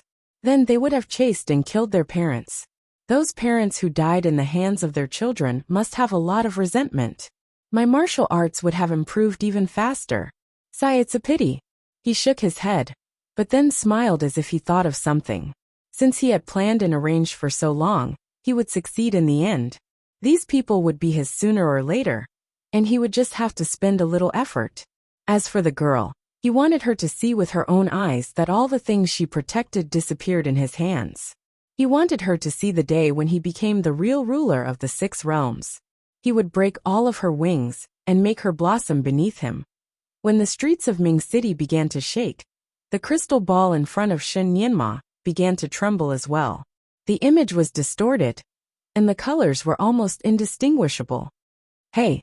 Little Nianma could not help but pat the crystal ball, trying to capture the image inside again. The crystal ball did not disappoint him. After a while the image finally stabilized. Little Nianma hurriedly looked at the crystal ball again, but it was as if he had been hit in the face. He was so shocked that he could not make a sound. The street was still the same, and the shops on both sides of the street were still standing there. Even the blood-red coffin was still there, but the person was gone. Not only was he unable to see his mother again, even those noisy commoners, the majestic King Yama, the mischievous children, all of them had disappeared without a trace. Little Nianma did not give up. He tried to move the image around, but it was empty as far as the eye could see. There was not even a shadow in sight. What's going on? Even if the wind blew, it would not be so clean. Little Nianma was stunned for a moment. He could not help but turn around and say, "Hey, Lord Lotus, look at this." He was about to ask her to look at what was going on, but he swallowed his words halfway. His pair of big eyes were wide open. "You, who are you?" Chapter 22:32. The child who looked similar to him was no longer behind him. Instead, there was a young man in white who was meditating. The young man looked like he was about 12 or 13 years old. His silver hair was as white as snow, and his eyebrows were beautiful. He looked elegant, as if he was carved out of ice. He was beautiful yet cold. There were faint layers of white light surrounding his body. The young man seemed to be awakened by little Nianma's voice. He slowly opened his eyes. His pair of deep blue eyes were like an ice lake. They looked straight into little Nianma's big eyes. The young man saw his own reflection in Nianma's clear eyes.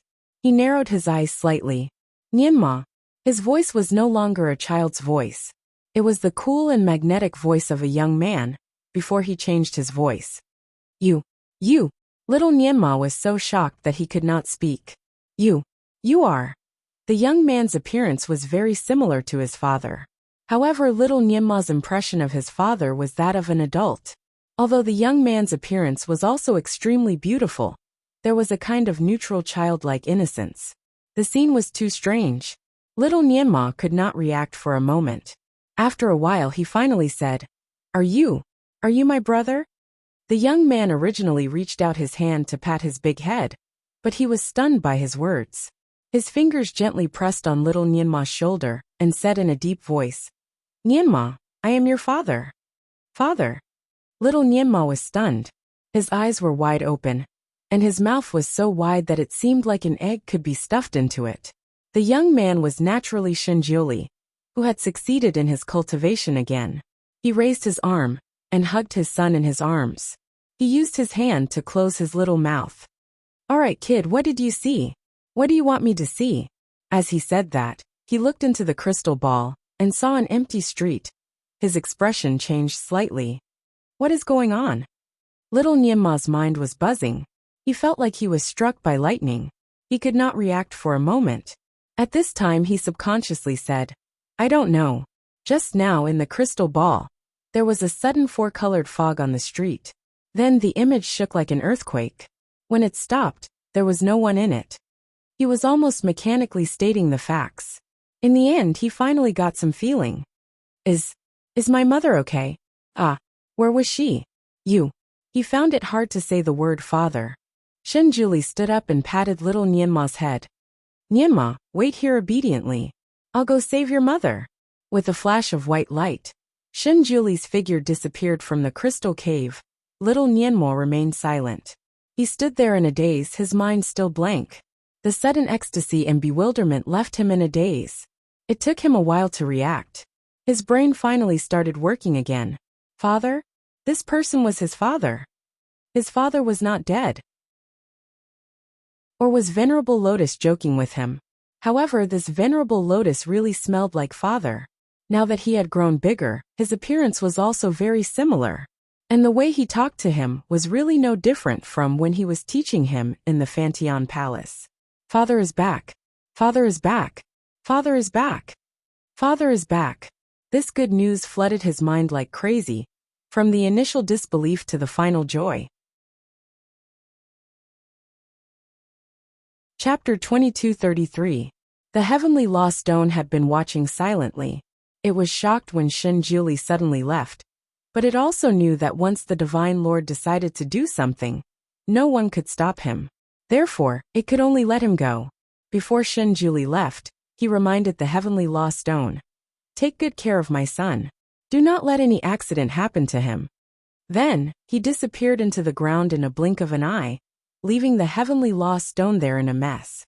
It was the Heavenly Law, the Heavenly Law. What a high and mighty status. He actually treated it like an old mother. It even took care of his child. At first, the Heavenly Law Stone wanted to crazily refresh the crystal, but it suddenly stopped when it saw the expression on little Nianma's face. Little Nianma was in a daze at first. His eyes were wide open, and his mouth was agape. Then he seemed to have realized something. His little face turned red and white, and his pair of big eyes began to fill with tears. His facial expression was as if he was crying and laughing at the same time. He seemed to be very happy, but also very sad. He stood there stupidly and murmured, Father? Is it really father? I am not dreaming, am I? He raised his hand and pinched his fleshy calf. Ouch! Then he opened his mouth and laughed foolishly. It is not a dream. I am not dreaming. The Heavenly Law Stone was a little worried. Was the child so happy that he became silly? Shenjiuli's impact on his son was indeed too big, and the child was still too young. When the Heavenly Law Stone was thinking about this, little Nianma had already cheered and jumped down from the lotus platform. He was jumping and jumping there. Father! Father is back! Ha ha ha! Father is actually back. He was like a little fool running in circles there, as if his heart was about to explode with joy. In a moment of carelessness, his body bumped into a crystal, and he fell on his butt. The Heavenly Law Stone was afraid that he would really hurt his tender skin, so it quickly helped him up. After little Nianma jumped up, he suddenly rushed to the crystal cave wall, and hit his little hands desperately. Let me out, let me out! Nianma wants to go with father to save mother. The heavenly lost stone felt that it was in trouble. An overwhelming amount of greenery rushed over. The vegetation here was growing like crazy. The trees had grown into towering heights. The small grass that was originally a foot long had grown to the height of a small tree. The leaves were wide and large, cutting people like saws. Although this was a grassland, it was a grassland that had grown wildly. Not only were the plants here different from ordinary plants, they were exceptionally wide. Even the various animals that roamed the grassland were strangely tall. Centipedes that were more than 10 feet long could swim out of the bushes, and mantises that were 3 feet long could also jump out of the bushes, brandishing their sickles. A rabbit the size of a leopard could also jump out. Its pair of red eyes and fangs shone frighteningly under the sunlight. All in all, everything here was super large. As people walked through it, they almost suspected that they had been shrunk, because anything that popped out was bigger than a person, and they were all attacking people. There was no path on the grassland. They had to rely on Ningshuema and a few other netherworld generals to clear the way. The commoners walked to the center, although there were guards on both sides. After all, there were more commoners than soldiers. Moreover, they were scattered, so they could not take care of everyone. From time to time, various kinds of ferocious beasts rushed out of the bushes and dragged people out. Screams and screams could be heard from the team from time to time. However, no one dared to stop.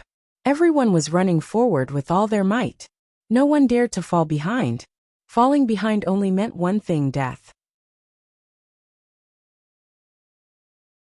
Chapter 2234.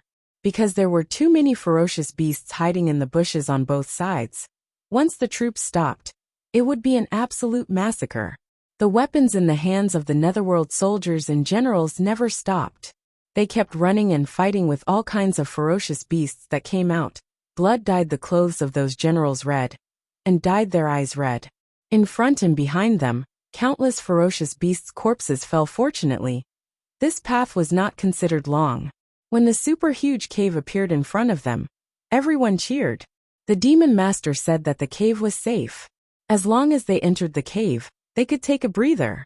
Almost everyone stared at the red-clothed demon master, who was opening the path in front. He was their only hope to get out alive this time. Ningshuema's heart sank slightly. She had a premonition that things were not good. She had already come to this grassland twice. In less than 2 hours, the grassland had already changed greatly. The grass was taller, and the beasts were fiercer. If she had not arranged the people of the underworld to advance in a formation, she was afraid that more than half of them would have died on this grassland. Even so, they had lost 300 to 400 people along the way. This was already the lowest number of casualties. The situation of the grassland had changed. She did not know if there were any changes in the cave. She waved her hand and made the troops behind her stop temporarily. She flew into the cave, wanting to check the situation first. But she quickly retreated. A fishy wind blew in the cave, and a green-black huge creature came out from inside. It was a huge python with a long horn on its head. Its body was dozens of feet long, and its lantern-like vertical pupils were even taller than a person. It lay there, blocking the entrance of the cave completely. There was a person standing on top of the python's head. His purple robe fluttered in the wind, and his features were elegant. There was a smile on his lips. "Little Shuema, we meet again." Luo Jiuchen. He actually appeared again and blocked everyone's escape route. Everyone finally saw hope, and now this person suddenly appeared. It was obvious that he wanted to stop them from entering the cave. Everyone clenched their fists, and their teeth were itching with hatred. All kinds of ferocious beasts had already popped their heads out from the bushes behind them, rushing over like a tide. It was obvious that they wanted to treat this group of people as food. Everyone's face changed color. The Nether King's eyes stared at the python. Suddenly, he shouted with a trembling voice, "Hua-er!"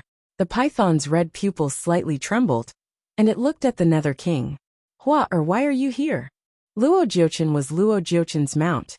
Ningshuema's heart skipped a beat. She didn't know that the Hades clan's original body was a python. Was this big black python the substitute Hades king? Was he also controlled by Luo Jiuchen? She looked at the python and saw that its eyes weren't cloudy. It was obvious that it had intelligence. Luan Hua's Luo Huaz's is Luo Huaz's. He's Hua Huaz, the nether of the king's nether king's Huaz. Of Nia Hua, of the Hun of the Nev Huns? Nia of the were was Luo Hua? Luo Nedli Luanit. Of the was of them. Not only did the nether king's eyes turn red, but the eyes of all the generals of the underworld also turned red. A warrior would rather be killed than humiliated. Luo Jiuchen's actions were like taking a dump in the sky of the underworld. He didn't put the entire underworld in his eyes. Chapter 22:35. The big python froze from his kick and did not move for a while. Speak. Luo Jiuchen kicked the python again. This time, he seemed to have kicked an important part of the python. The python tensed up and finally said in a muffled voice, "Father, you don't have to care. I did volunteer to become Lord Luo's mount." The Netherworld King. All the Netherworld generals. They felt like they had been slapped in the face. Everyone's faces were burning. The Netherworld King clenched his fist so tightly that his knuckles turned white. "Little bastard." The Netherworld King scolded. "You are so useless. I will treat it as if I don't have a son like you." The python lowered its eyes slightly, but Luo Jiuchen laughed loudly. His laughter was clear and melodious. "Nether King, it's his fortune to be able to be my mount." The Netherworld King said angrily. "You must have used some method to coerce him." Luo Jiuchen opened his folding fan and said casually, "You think your son was coerced? If I told you that your son was willing to cooperate with me, and that he even contributed greatly to this operation, would you believe me?" The Netherworld King. He gritted his teeth. "Nonsense. Why would Huar scheme against her own people?" Luo Jiuchen shook his head and sighed. "Even if I told you the truth, you wouldn't believe me." He curled his lips into a smile and kicked the python beneath him with the tip of his foot. "Why don't you say it yourself?" Now that the truth had been exposed, the python closed its eyes and finally opened its mouth. "Father, I did participate in a large part of this operation. I sent some people to assist you." The Hell King's face paled. Actually, when he saw the assassins crushed to death by Ning Xuema's coffin, and the spies caught by Ning Xuema, he had some suspicions. One of them looked like Hua's guard. He just didn't dare to believe it. Even if he recognized him, he didn't expose him. He wanted to go back to the Netherworld Palace and talk to his son. He didn't expect that. "Why did you do this?" The Netherworld King's voice trembled. He didn't know if he was angry or disappointed. The python seemed to have made up its mind. I just don't want to be a powerless crown prince anymore. Ever since Imperial Father came back, those soldiers and subjects no longer listened to me." The Netherworld King. It turned out to be an old drama of father and son fighting for power. That son despised his father for being too old to succeed him, so he colluded with outsiders at this moment. The back of the group had already been attacked by all kinds of ferocious beasts, and some of them were panicking. Ning Xuema was prepared in advance. She had already ordered the people to quickly form a circular formation. The warriors were at the outermost circle, and then set up a defensive barrier around them. Her psyche power was combined with the psyche power of the generals, so her defense was not weak. Therefore, the continuous attacks of the beasts were not effective for the time being. However, after all, the people had been running around for such a long time. They were all tired and impatient. The number of ferocious beasts was large, and their attacks were fierce. After a while, the generals who were supporting the barrier began to feel the strain. If this continued, the barrier would break in less than an hour. Then, these 6,000 to 7,000 people would become a delicious meal for the ferocious beasts. The Netherworld King was obviously aware of this danger. He took a light breath and looked at Luo Jiuchen.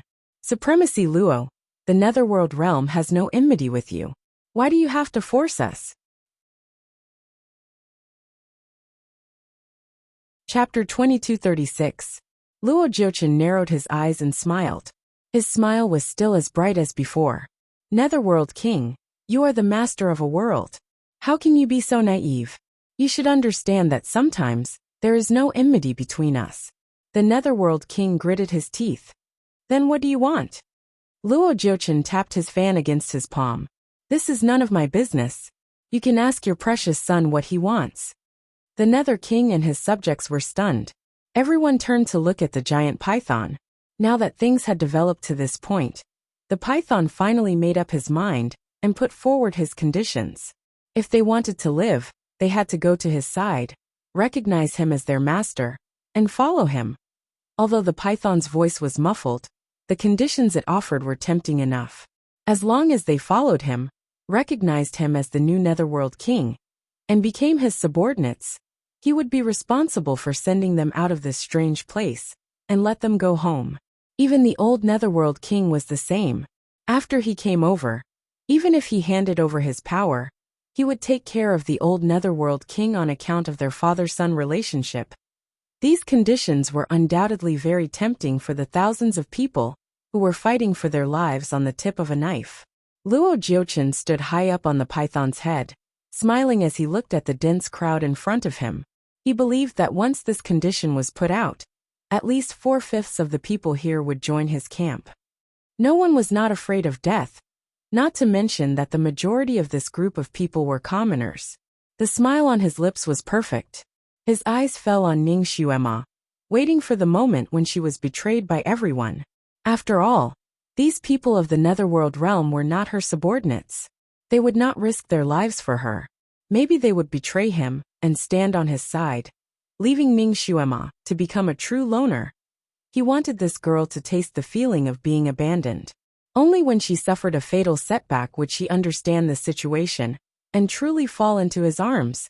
However, after waiting for a moment, the smile on his face froze in the wind. There were 6,000 to 7,000 people here, but only a few dozen people walked over in fear. The others stood silently in their original spots, with no intention of moving at all. Forget about the Netherworld King and those old generals who were loyal to the Netherworld King. But what about the soldiers and the common people? Did they take the wrong medicine? Don't know how to seek advantages and avoid disadvantages? Not only did Luo Jiuchen's expression turn ugly, but the python also felt that it had lost all face. It glared at them with its pair of vertical pupils. I'll give you a moment more. If you don't come over, this king will no longer care about your lives. Marshal Lung finally couldn't help but spit. I'd rather be the tail of a phoenix than the head of a chicken. I won't accept a person who is willing to be someone's mount as my master. The others also looked at the python coldly. Obviously, they had the same idea as Marshal Lung. Moreover, they had gone through thick and thin with the Devil Master for so long, so they already understood her personality. They would rather follow her and risk their lives than follow a mount leader and become subservient from then on. Luo Jiuchen stroked his fan and chuckled. Good, good. He had a backbone. I hope you will continue to be so unyielding. He patted the python's head with his fan and said, Let's go. Take these people who are willing to follow you. He glanced at the few dozen people around him, smiled, and did not say anything else. Chapter 2237. The python snorted, turned around and crawled into the cave. The dozens of people looked at each other and hurriedly followed. It was better to live than to die. They were just ordinary people, and they just wanted to go home. Luo Jiuchen's voice came from the cave. If you follow me into this cave, it means that you have joined my camp. I will not treat you badly. I will wait for you here. Everyone looked at each other. This cave was the only way they could survive. If they stayed outside for a long time, the wizardry barrier would break, and they would not be able to resist the tide of beasts. Devil Master, what should we do next? The Netherworld King did not know what to do. He was relieved that his people did not betray him, and he felt a heavy responsibility. Even if he had to risk his life, he wanted to protect his people. But now, they could not find another safe place, and the wizardry barrier could not hold on any longer. Ning Xuema looked at her surroundings before suddenly walking towards the pitch-black cave entrance. The old Netherworld King was shocked. Devil Master, we can't go in there. Otherwise, we will be considered to have joined their camp. Ning Xuema looked at him with a faint smile. Your Majesty, why are you not willing to join his camp? After all, if you followed him, you might be safe now.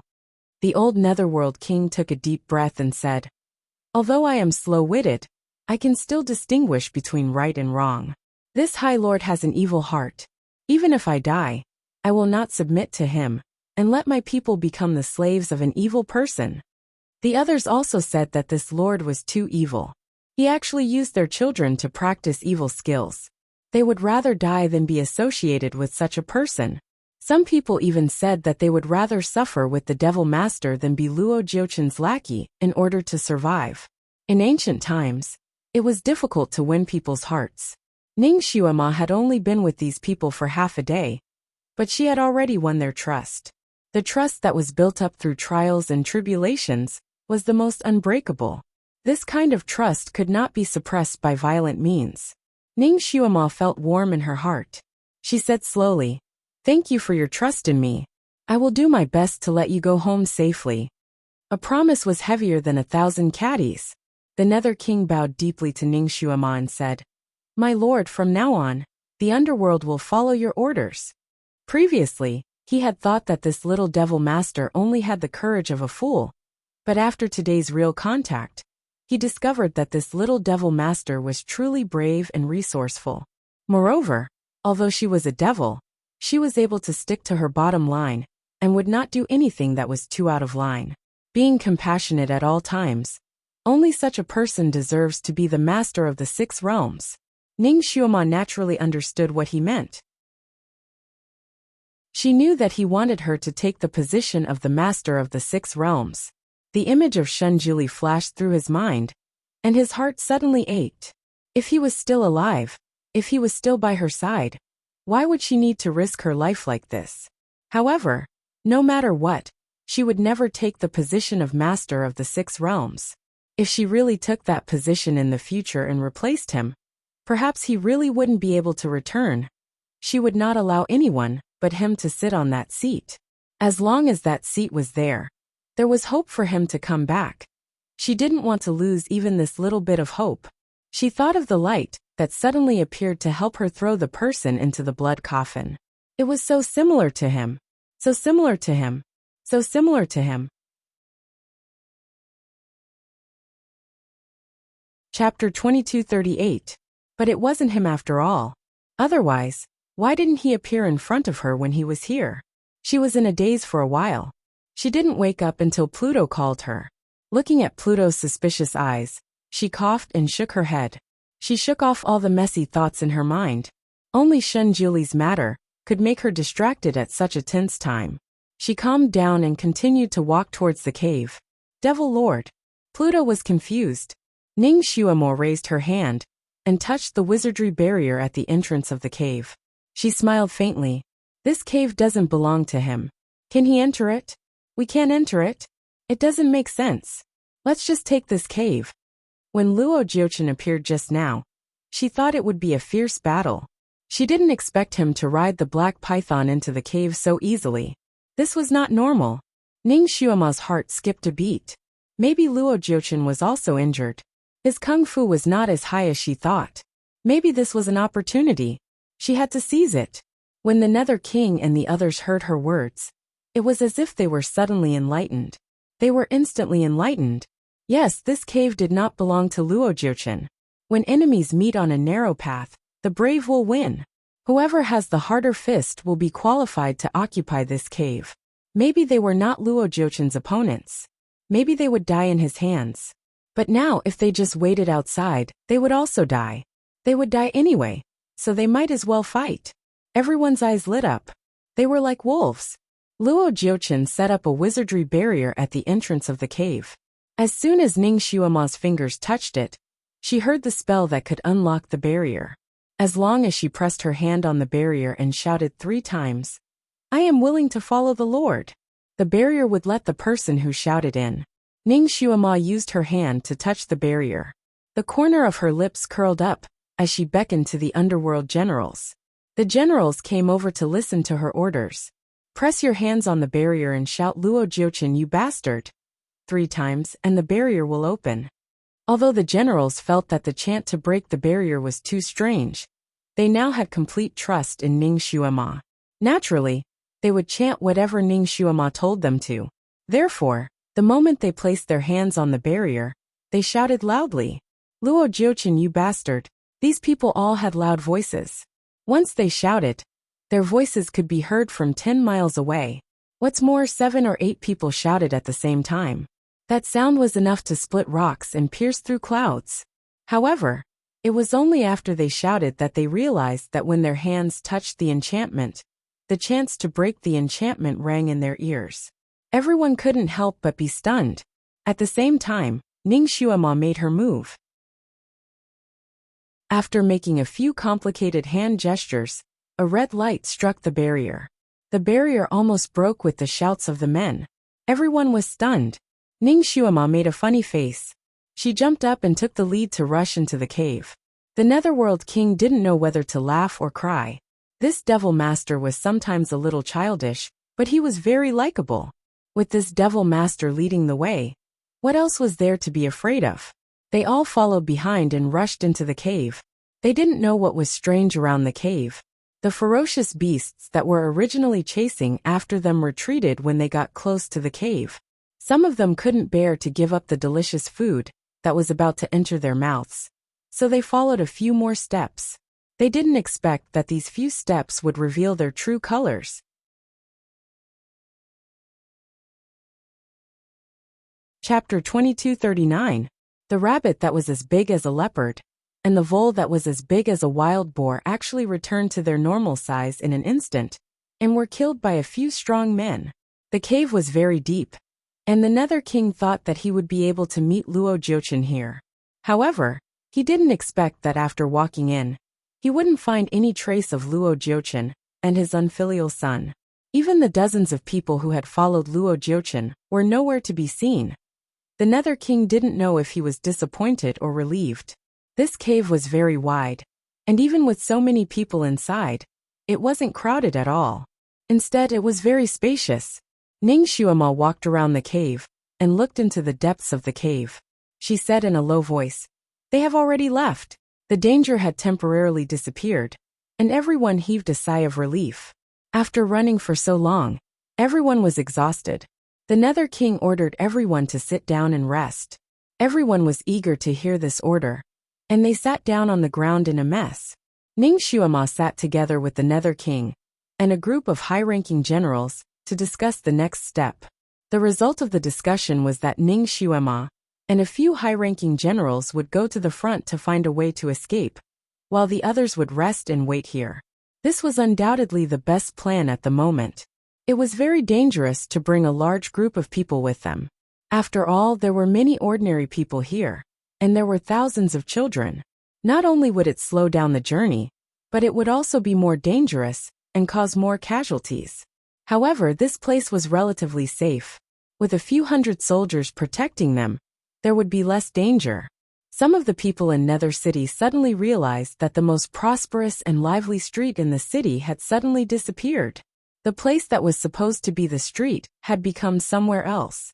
Those people who were far away from this street wanted to come here to watch the show, but they couldn't find this street anymore. A street could actually disappear. Those people were a little flustered and didn't understand what had happened. They were wandering around to search when a white light suddenly flashed in the crowd, and a white-robed youth appeared out of thin air. This youth wasn't tall, and his face was young. He looked to be about 12 or 13 years old, but his face was shockingly beautiful. There were many handsome men in the netherworld, but compared to this youth, they were like dirt and pearls. This youth had clearly appeared silently, but the moment he appeared, he was like a ball of moonlight that attracted everyone's attention. This young man was naturally Shinjiuli. Originally, he had wanted to wait until he had fully recovered before coming to see Ning Xuema and fiercely pulling her into his arms to protect her. However, this sudden change forced him to give up on this plan. After recovering less than a third of his power, he came out. His positioning was very accurate. The place where he appeared should be at that street, but after landing, he found that it was far from the case. He had indeed landed on a street, but it wasn't the street with jade stones. The moment he appeared, he was surrounded by a circle of people. Shenjuli had always been surrounded by onlookers in his life, so he didn't care about the gazes of the onlookers at all. After walking half a circle on the street, he understood what was going on. Someone had used a spell to hide the street. In other words, it was blocked. Normal people would never be able to find that place again. Shenjuli pursed his lips slightly. He was naturally not a normal person. This kind of camouflage could not stop him. Thus, the citizens who were secretly watching saw a rather strange scene. Chapter 2240. That unbelievably beautiful young man in white made a hand gesture on the street, and then disappeared into thin air. Disappeared. The curtains were fluttering in the wind, and the dust on the street was dancing in the wind. Cheap rouge, face powder, and all kinds of sundry goods filled the entire street. The wonton stall was still steaming, and the hot water in the pot was still boiling. This used to be the busiest street in Nether City. At night, the street would be crowded with people, both rich and poor. They all liked to wander back and forth on this street. There might not be many things here, but there were definitely many people. But now, this street was suddenly empty. All the goods were still there. All the shops were still there, but there were no people. The wind blew from one end of the street to the other, and it was eerily desolate. Nether City was huge, and there were hundreds of thousands of people in the city. Although this street was not long, there were usually 10 to 20,000 people moving around here. Now, all these people were gone. Silence. The street was eerily quiet, and no other sound could be heard. Shenjuli finally appeared on the street that had disappeared. He appeared near the shop that sold the white jade doll. The shop had collapsed, and there was only a pile of broken bricks and wood. The blood coffin was not far from the shop, and the lid of the coffin was still open. There were some blood stains at the bottom of the coffin. He stood in front of the coffin, and his fingers bent slightly to form a seal. A white light was emitted, and it went around the blood coffin. After a moment, he stopped and shook his head slightly. The souls of the people who fell into the blood coffin disappeared. His original plan of capturing a soul to interrogate had failed. He looked around and his heart sank. Qiankuan teleportation technique. And a misty chain soul stealing array. That meant that someone had used the Qiankuan teleportation technique to move all the people on this street into the misty chain soul stealing array. No matter if it was setting up such a big array or using the Qiankuan teleportation technique, it required a very high level of technique. And in the 6 realms, there were only 2 people who could use this technique. One was himself, and the other was Luo Jiuchen. Excluding himself, there was only one person who set up such a harmful array here. Luo Jiuchen. All of this was caused by this person. It seemed like he had been hiding in the crowd all this time. And then at the most critical moment, he activated the array formation and brought everyone in the street in. Who would have thought that after not seeing each other for tens of thousands of years, Luo Jiuchen had become so proficient in array formations? He was actually able to create such a complicated extermination array here. This was an extremely sinister and evil array. It could absorb the souls of all the people inside the array, causing them to be completely annihilated without leaving a corpse behind. Entering this array was equivalent to stepping on the steps of the Yama Palace. It was extremely difficult to turn back. Unless this array was completely destroyed, or the person who set up the array was merciful and automatically released the people trapped inside, there was no way to save them. If he wanted to break this array, he could only find the core of the array inside and break it. There was nothing he could do outside the array. What was worse was that once the person who set up the array came out, he could activate all the mechanisms in the array from outside, causing all the mechanisms in the array to explode at once. At that time, it would be a great purgatory inside, and no one would be able to find a safe place. They could only wait inside to be completely swallowed up by the array, and their souls would be condensed by the person who set up the array, becoming the source of an evil technique. Shenjuli was an expert in setting up arrays, so he naturally knew the dangers of this array. Chapter 2241. Shenjuli was an expert in setting up arrays, so he naturally knew the dangers of this array. Although Ning Xuema was smart enough, She would not be able to break the array with her abilities, so he had to go in to save her. But if Luo Jiuchen escaped and activated the array while he went in to save her, then both he and Ning Xuema would die inside, and the chances of them escaping would be almost zero.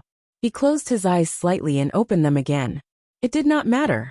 He did not believe that he could bear the pain of losing her again. So they would live together, and they would die together. He wanted to find her and be with her. He did not want to leave her alone to suffer the pain of losing him. His gaze swept over the surrounding shops inch by inch, and his figure was like the wind returning to the snow, patrolling the entire street. If he wanted to enter this array, he had to find the hidden array door. The array door was very small, and a bathtub could be this kind of array door, but it was hidden so well that it could not be found easily. To find such an array door among the countless shops on this long street was like looking for a needle in a haystack. Even Shen Jiuli, who had the ability to defy nature, would have to spend a lot of effort to find it.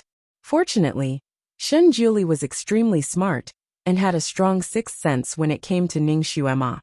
So he only circled the street twice before he found the array door in a bathhouse that was not much bigger than a mouse hole.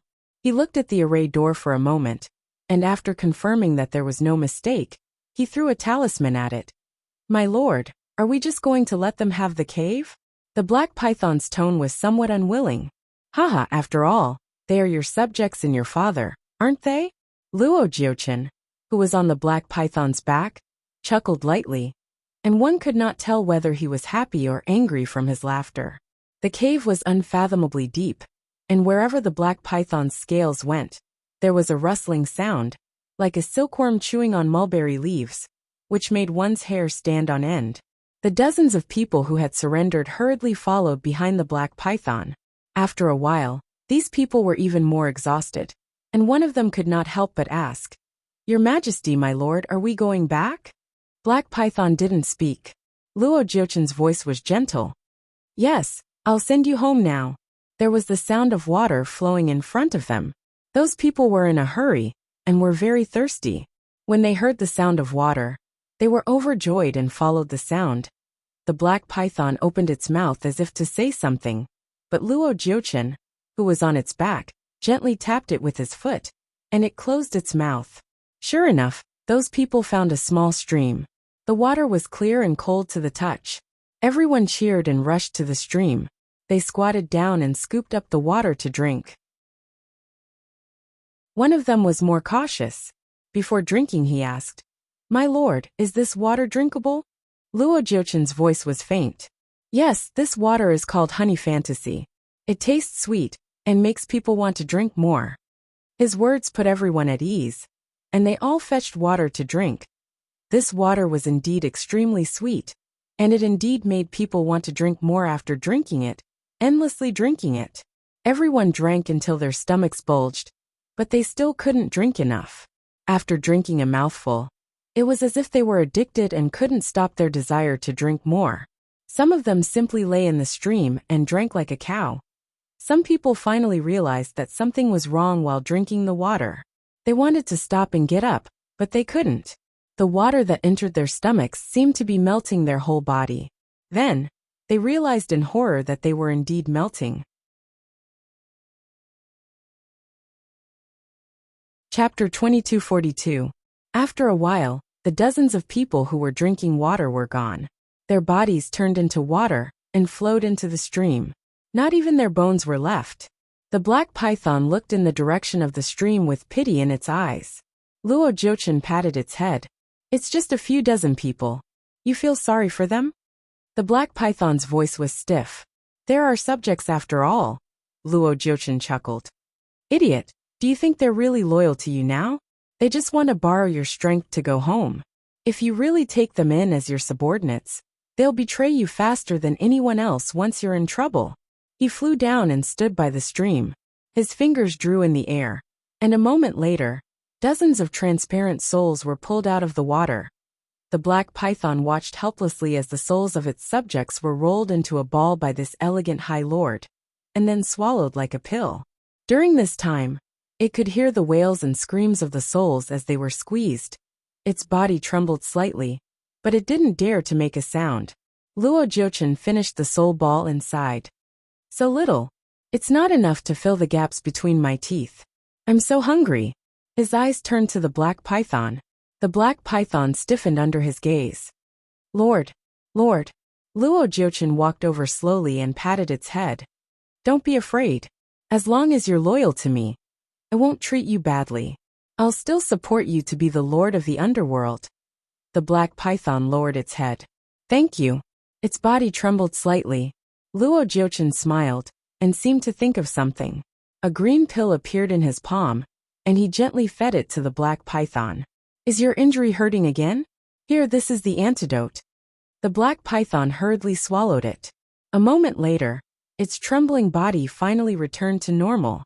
Its eyes were filled with resentment. Lord, will all the people who came in this time die? Luo Jiuchen corrected it. You and I won't die. He smiled leisurely. Do you feel sorry for your father and your subjects? The black python paused and said coldly.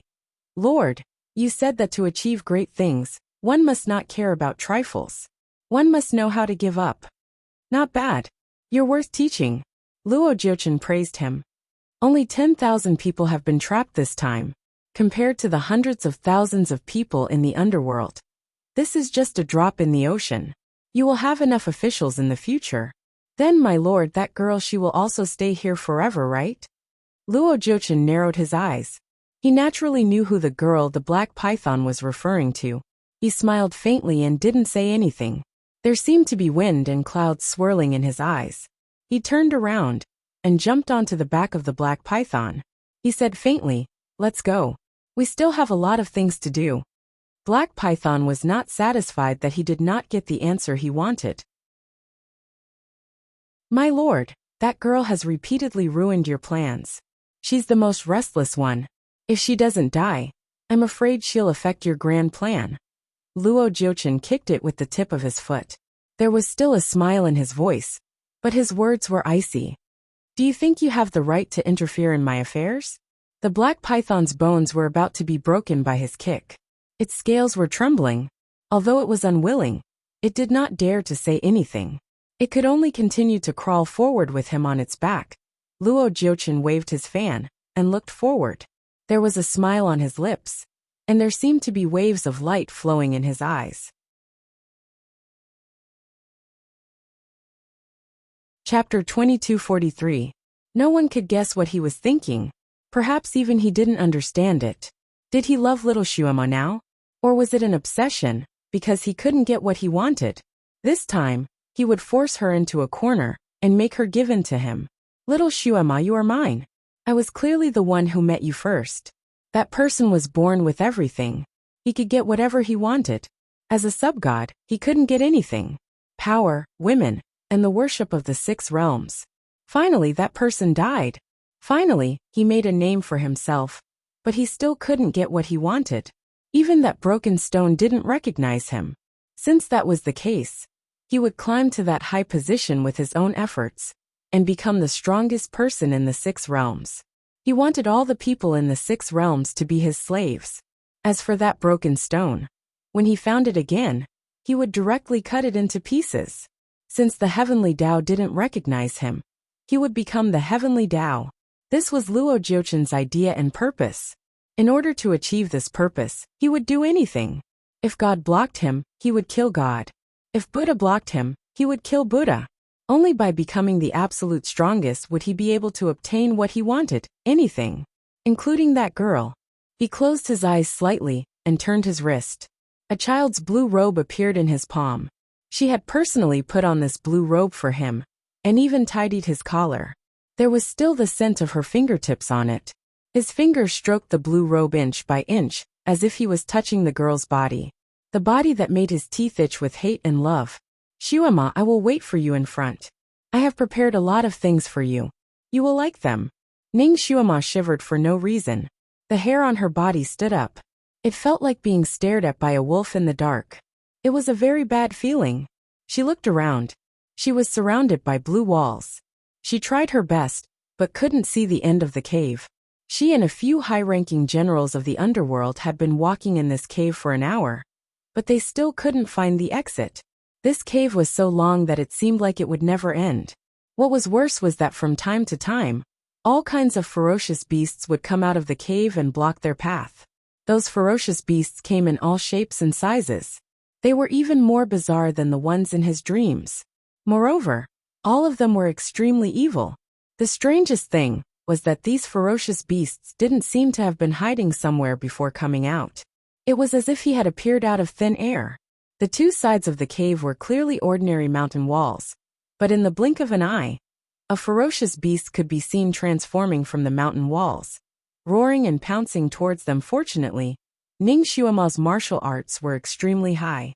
Before these beasts could even reach her, they were split into two halves by her sword. In addition, those people were not easy to deal with, so these ferocious beasts did not cause any real damage to them. This time, Marshal Tai Shuelong was by Ning Xuema's side. He smashed a ferocious beast to death with his hammer and snorted. Strange. Just as I was thinking about it, it appeared. Another burly man in blue said. I'm not afraid of these ferocious beasts, but I'm most afraid of rats. The tall and thin man beside him laughed. What's so scary about rats? Old Chui, you're really... Haha. If a group of rats appeared now, I think old Chui would immediately collapse. Before he could finish his words, he heard a squeaking sound coming from the depths of the cave. Chapter 2244. Lao Chui's expression changed drastically. The tall and thin man opened his mouth slightly. No way. What we fear is coming. Countless small red eyes appeared in the darkness, as dense as the stars in the sky. Lao Chui's scalp went numb. Rats. Yes, rats, and a large group of rats. It was unknown how many thousands of them were running towards them. Help! Lao Chui screamed. His tone had changed. He wanted to find a place to hide, but the cave was extremely flat. He couldn't even find a tall stone. Ning Xuema's heart skipped a beat. She finally knew what the problem was. The monsters in the cave are all from your imagination. The more you fear, the more likely it is to come. Stop thinking nonsense. As she spoke, she tried to imagine a cat eating a rat. She thought that a large group of cats would appear. But she didn't expect that she couldn't even find a cat hair. She had an idea. Could it be that only the things you are afraid of come out from this cave? She immediately said, Who is afraid of cats? Hurry up and think. Damn it, there were too many rats. Although they couldn't hurt her, she, who had a slight trypophobia, felt her scalp tighten. After a while no cats appeared. Lao Chui, who was afraid of rats, was embarrassed. Devil Master, I am only afraid of rats and not cats. The others shook their heads. Yes, we are not afraid of cats. Ning Xuema was speechless. She took a deep breath. The rats were about to crawl onto her. She waved her hand, and a large fireball appeared. The rats ran into the fireball, and were burned to ashes in an instant. These rats were afraid of fire. Ning Xuema finally let out a sigh of relief. That big fireball followed the direction where the rats came from and rolled forward, crushing all of them into ashes. A moment later, all the rats were gone, and everyone heaved a sigh of relief. At this time, everyone knew the origin of these ferocious beasts. They subconsciously emptied their minds, and tried not to think about those ferocious beasts. As a result, fewer and fewer ferocious beasts appeared later on. Ning Xuema seemed to have thought of something. She immediately ordered Lao Chui, Hurry back and report to Pluto. Tell him the origin of these ferocious beasts, lest the people there think too much and think of a bunch of ferocious beasts to be attacked. Lao Chui hurriedly agreed, and left as fast as he could. After entering this damned place, all the voice transmission talismans had lost their effectiveness, so they had to use the most primitive method to transmit messages. General Lung sighed. As expected, the Devil Master is so thoughtful. This place is really strange. I can actually get whatever I want. If I want food, I can get food. I'm so thirsty and hungry right now. Ever since they came in, they hadn't had a single drop of water. After running around for so long, they were naturally hungry and thirsty. Ning Xuema also frowned slightly. This place was extremely strange. She had already abstained from eating, and would be fine even if she didn't eat for a few years. But at this moment, she actually felt hungry and thirsty. His stomach was twitching, and it was a little painful. If she was like this, what about the others? It seemed that she had to quickly find the array core and break this array. Otherwise, these people would die of thirst and hunger even if they weren't killed by the ferocious beasts here. But where was the array core? She was considered to be experienced and knowledgeable. But this was the first time she had seen this array. Luo Jiuchen, that bastard, was really something. He could actually set up such an abnormal and high-level evil array. Chapter 2245. Of course, the others also thought of this. They were all anxious and rushed forward. The sound of water splashing came from the front. Everyone's eyes lit up and rushed forward. They saw a small stream in front of them. The stream was gurgling with a cool and sweet fragrance. "I'm so thirsty." An impatient man rushed over and wanted to drink it. A ray of light hit his wrist. Ning Xuema's voice came with the light. "You can't drink this water." "Why?" The man's eyes were as big as copper bells. He took out a silver spoon from nowhere and stuck it into the water. After a while he pulled it out. The silver spoon didn't change color. "It shouldn't be poisonous." Ning Xuema's voice was slightly cold. Using silverware to test for poison is a practice in the human world. It's absolutely not allowed here. If you believe me, don't question me anymore. That one sentence made everyone shut their mouths. In such a dangerous place, what they needed was absolute obedience to their leader. Only then would they be able to display their greatest strength. If the leader had to explain every order he gave, he was afraid that he would miss every opportunity. Everyone followed Ning Xuema around the stream and continued to move forward. The stream was indeed not poisonous. However, Ning Xuema had a very strong sixth sense the moment she saw the stream. She felt that the water must not be drunk. Her sixth sense had always been very sharp. It had saved her life several times. This time was no exception. They ran forward for a while, and a little light appeared in front of them. Could it be the exit of the cave? Everyone's spirits were lifted, and they ran even faster. The sun in the sky was pale like a silhouette. All the mountain peaks were covered in a thick layer of white snow. Nearby, there were ice peaks that rose from the ground, crisscrossing like awls. The cold wind blew the fan-sized snowflakes into the sky. Everyone did run out of the damn cave. But what they saw was such a scene. When the cold wind blew, almost everyone shivered. What the hell is this place? Some people couldn't help but scratch their heads. On the other side of the cave, the grass was luxuriant. It was summer, and people were sweating all over even though they were only wearing a single shirt. Unexpectedly, there was a glacier on the other side of the cave.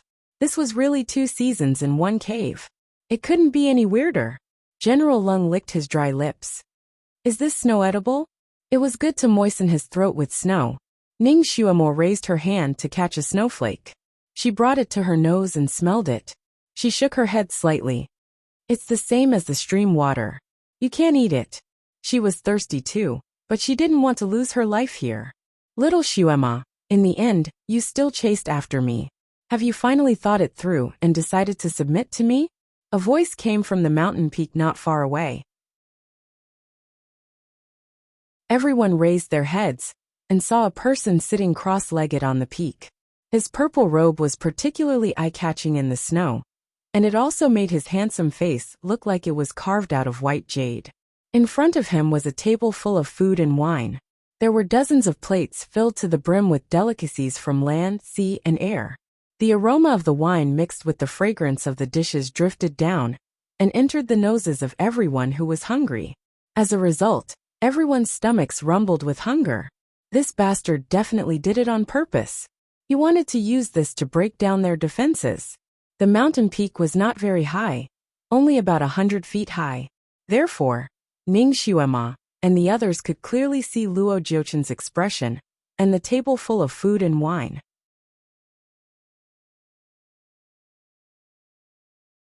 Chapter 2246. "Oh, it smells so good." Luo Jiuchen took a bite of the duck leg and drank the wine in front of him. He smiled like a flower. "Do you want to drink and chat with me?" Everyone swallowed hard. They knew what Luo Jiuchen meant. Once they drank and chatted with him, it was equivalent to surrendering to him indirectly. "Luo Jiuchen, you're despicable. Even if we die of thirst or hunger, We won't give in to you. That's right. You better get rid of that idea of yours. Among the people who followed Ning Xuema, although there was no lack of uncouth men, they were all hot-blooded men. They were unyielding, and would rather die than eat food given to them. Luo Jiuchen wasn't angry. He even clapped his hands and gave everyone a thumbs up. Good. You're ambitious. I hope you'll always be so ambitious. He licked his cherry-red lips. Actually, I like to eat the flesh of ambitious people. It must be more delicious than others. Everyone felt a chill in their hearts. One of them shouted, "What about the people who left with you?" Luo Jiuchen turned to look at him, and didn't answer directly. Did you see a cool stream when you came? So what if I did? Luo Jiuchen smiled. Nothing much. The people you care about are now in the stream, and have become part of the water in the stream. Everyone. Some people still didn't believe him. Nonsense. We didn't see their bodies at all. Luo Jiuchen tapped his folding fan on his palm. I like cleanliness. How can I let such disgusting things like corpses appear? Even if I want to kill people, I have to find the best way to kill them. For example, turning into water or smoke. Everyone felt cold, and a few of them turned pale. Although they didn't drink the water, they held it with both hands. Now their hands felt sticky, as if they were stained with blood. Those who held the water couldn't help but wipe their fingers on their bodies. Luo Jiuchen saw their expressions. He closed his folding fan and smiled. You all touched the water? Oh, it will eat your skin. This water likes to corrode people's skin. Those people's expressions changed again, and they felt their fingers itch. They couldn't help but want to cut off their itchy hands with their swords. Don't fall for his illusions. That water doesn't have this kind of poison. Ning Xuema suddenly spoke in a low voice. His clear voice was like an icy spring, causing those who had almost been hit to wake up in an instant. They looked at the swords that had been drawn and shuddered. This Luo Jiuchen was indeed very capable. With just a few words, he had almost hooked them into a nightmare, and made them do as he wished. Ning Xuema raised her hand, and a faint blue light swept across everyone's palms. These people felt as if their palms had been thoroughly washed by water, and finally returned to normal. Ha ha ha ha, little Xuema, you are indeed very capable. You were actually able to see through my technique. What a pity. Unfortunately, I was only one step away from taking their hands to go with the wine. Everyone looked at their own hands, then looked at Ning Xuema. Their eyes were filled with admiration and joy. If it weren't for the Devil Lord, all the people trapped in the underworld would have been annihilated. This Luo Jiuchen was even more cunning than a fox. There were traps everywhere. There were ambushes everywhere. If they weren't careful, they would be wiped out.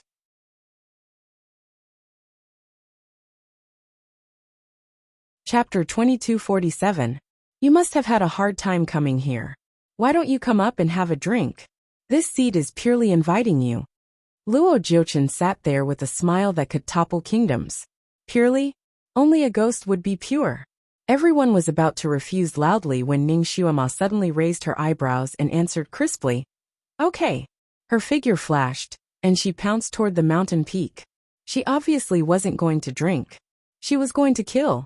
The sky regicide in her hand drew a beautiful and cruel arc in the air, as it swept toward Luo Jiuchen. I is so powerful. Luo Jiuchen chuckled. He suddenly lay down on the ground, and disappeared from the ice mountain peak. Everyone. The moment Ning Xuema made a move, they thought they would see an earth-shattering battle. They didn't expect that person to escape just like that. Escape? He didn't even make a move against Ning Xuema. Everyone felt a sense of loss. They looked at Ning Xuema again. She actually put away her sword and circled around the table of food and wine. Marshal Lung and the others hurriedly flew over. Devil Master, you can't eat this food and wine. Ning Xuema looked up at him. Huh? Marshal Lung felt pressured when he was stared at by her big, watery eyes.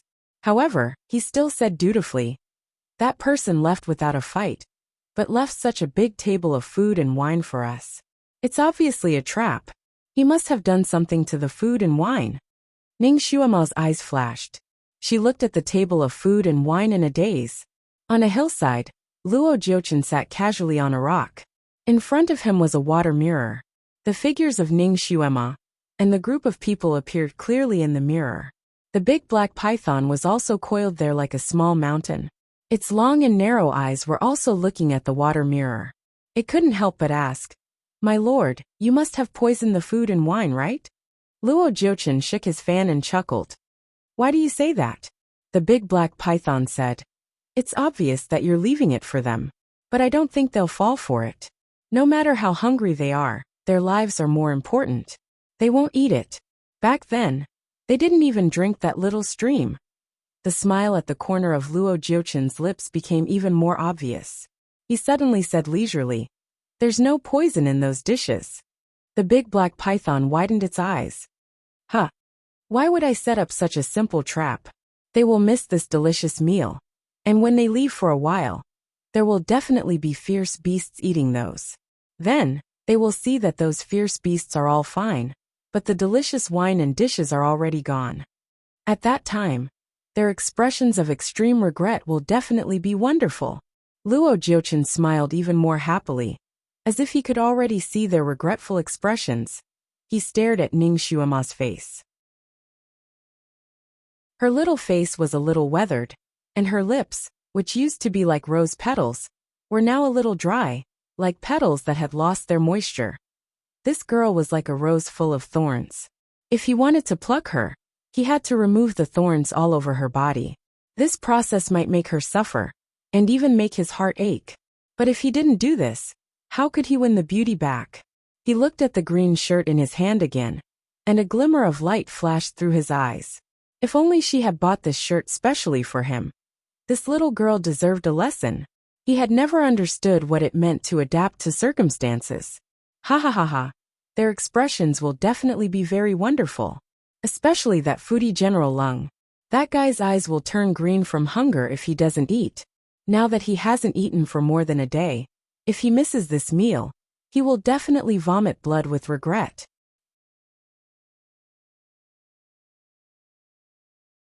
Chapter 2248. The big black python also stared at the water mirror excitedly, waiting for those people to leave reluctantly. Unexpectedly, Ning Xuema circled around the table and suddenly reached out to grab a big drumstick and took a bite. "It tastes good." Luo Jiuchen, the big black python, General Lung and the others thought that Ning Xuema was confused by hunger, so they rushed forward to snatch it. "Devil Master, you really can't eat this." Ning Xuema's body spun around, avoiding those people who were trying to snatch the food. Instead, she boldly sat down. "Don't worry, these dishes aren't poisonous. Everyone can eat and drink to your heart's content. There won't be such a good thing later." She picked up the wine pot on the table and took a big gulp. General Lung and the others now had absolute trust in Ning Xuema. Seeing her like this, they immediately sat down. "Okay, then let's have a good meal and hurry on with our journey." The few of them swept away the remaining clouds. A moment later, the table full of food was in their stomachs. The cups and plates were a mess, and there wasn't even a vegetable soup left. General Lung burped contentedly, his face full of admiration. "Devil Master, how do you know that the food is not poisonous?" Ning Xuema smiled. "Have you ever heard of the saying, 'The real is the fake, and the fake is the real'?" He probably wanted to see us regret missing out on this meal. Unfortunately, unfortunately, he didn't expect us to really eat it. Right now, he must be hiding in some corner, peeking at us and vomiting blood and anger. Another general felt very comfortable. Ning Xuema smiled and stood up. She picked up a plate.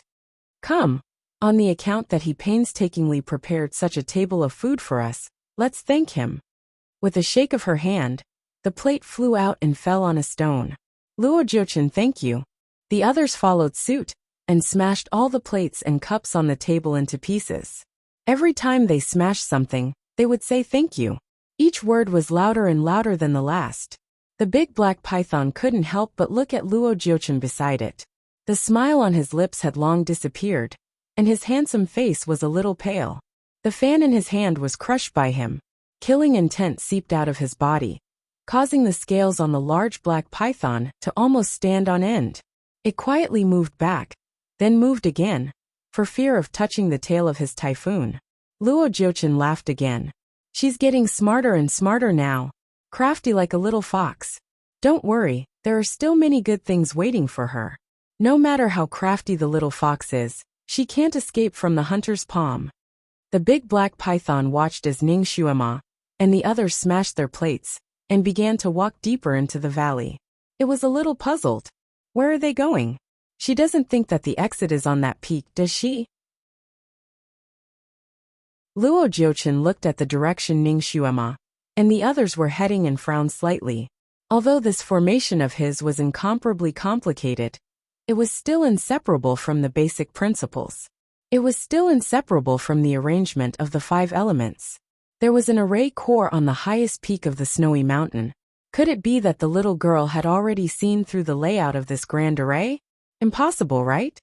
He had studied this grand array for many years and had never used it before. Moreover, it didn't conform to the layout of ordinary arrays at all. The more proficient one was at setting up arrays, the easier it was to walk into a dead end inside. Luo Jiuchen had suffered a lot from Shen Juli's arrays in his life. Gradually, he had become an array master. This grand array was actually specially designed to deal with Shen Juli. Now to deal with Ning Xuema and the others, he felt that using a sledgehammer to crack a nut was an overkill.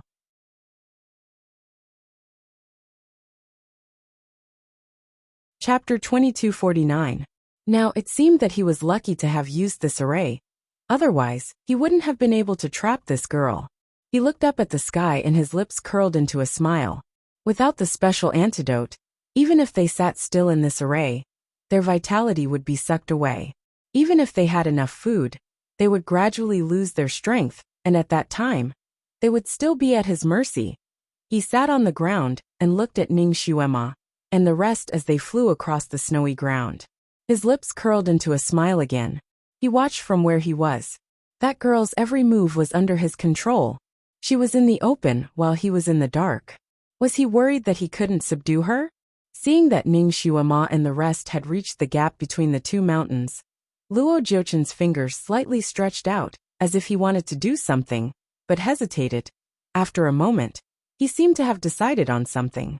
With a flick of his finger, a purple light danced in the air and went straight into the clouds in the water mirror. There was a loud rumble. A muffled sound came from the 2 snowy mountains. A gray line rolled up and poured down towards the valley. It was an avalanche. The surging snow carried the power to destroy the heavens and exterminate the earth as it rolled downwards, heading straight for Ning Xuema's group. Luo Jiuchen stared at the water mirror and watched as Ning Xuema and the rest turned and ran the moment they saw the avalanche. Luo Jiuchen chuckled. He knew that the avalanche this time wouldn't take that girl's life.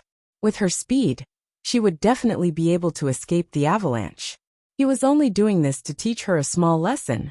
There would be a big meal later. He glanced at one of the mountains. There was a platform on that mountain. It wasn't far from Ning Xuema and the rest, and could be used to avoid the avalanche. He believed that with Ning Xuema's eyesight, she would definitely see the platform and run there. And he had prepared another big meal waiting for her there. The avalanche was like a torrential downpour as it chased closely behind Ning Xuema and the others. Ning Xuema seemed to have seen the platform and even pointed at it. The avalanche was too loud, so Luo Jiuchen couldn't clearly hear what Ning Xuema shouted. However, from her gesture, it seemed like she was calling for everyone to take shelter on the platform. However, a sudden change occurred in an instant.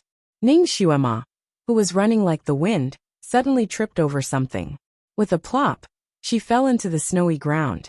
The others subconsciously tried to pull her up, but the result was that they were overtaken by the rolling snow behind them. The rumbling sounds of the avalanche shook the heavens and the earth. The avalanche engulfed everything and directly annihilated those few people. It continued to rush forward. Luo Jiuchen's expression changed. He suddenly stood up. The black python, on the other hand, was in high spirits. Its eyes were wide open as it stared at the snowy surface. After an unknown amount of time, the avalanche finally stopped. Everything was calm again. This time, the avalanche was extremely powerful. More than half of the snow on the 2 snowy peaks rolled down, and the shape of the entire mountain changed. The place where Ning Xuema and the rest had climbed was covered by countless layers of snow. The black python circled the snow 3 times and did not see anyone coming out of the snow. The water mirror was white, and there was no other color at all. Those people were buried under the snow. The black python understood that the snow here was not normal snow. The snow here could also absorb people's elemental energy. Even if one stepped on the snow, their elemental energy would be slowly drained from their boots, making them weak. Not to mention being buried under such snow. Those people buried under the snow, even if they did not suffocate to death, their elemental energy would be quickly absorbed by the snow. They would not even have the strength to get up.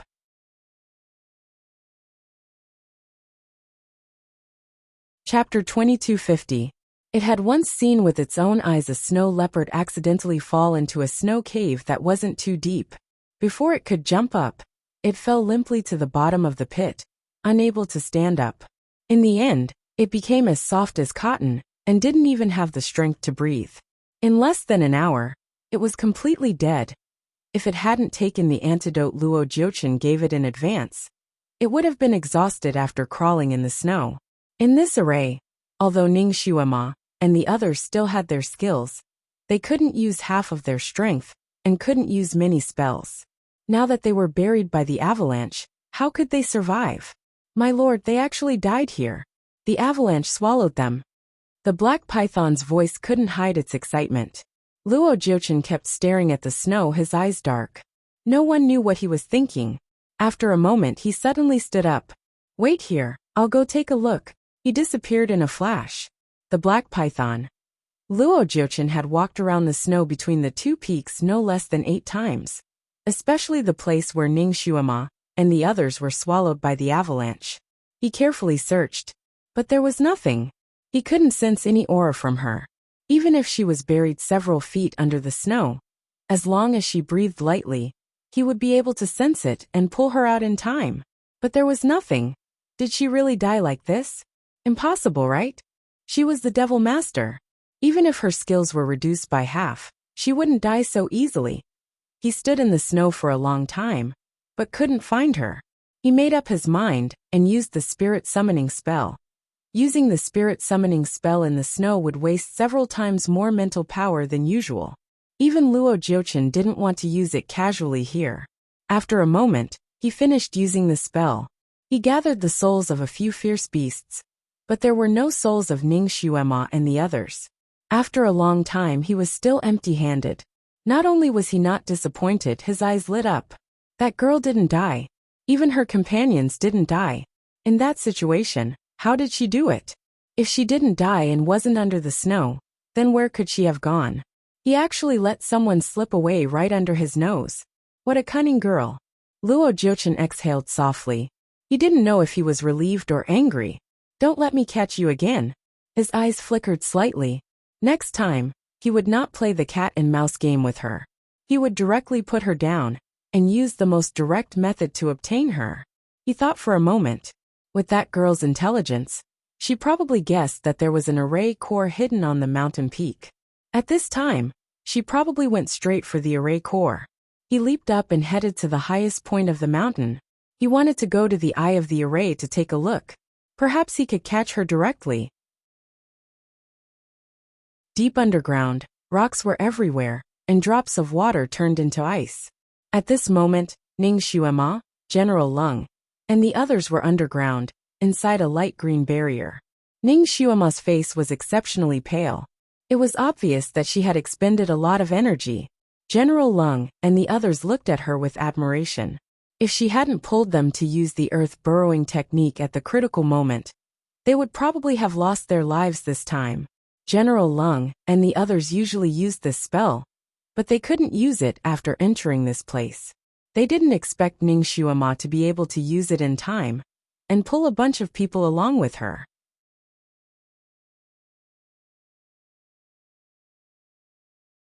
Chapter 2251.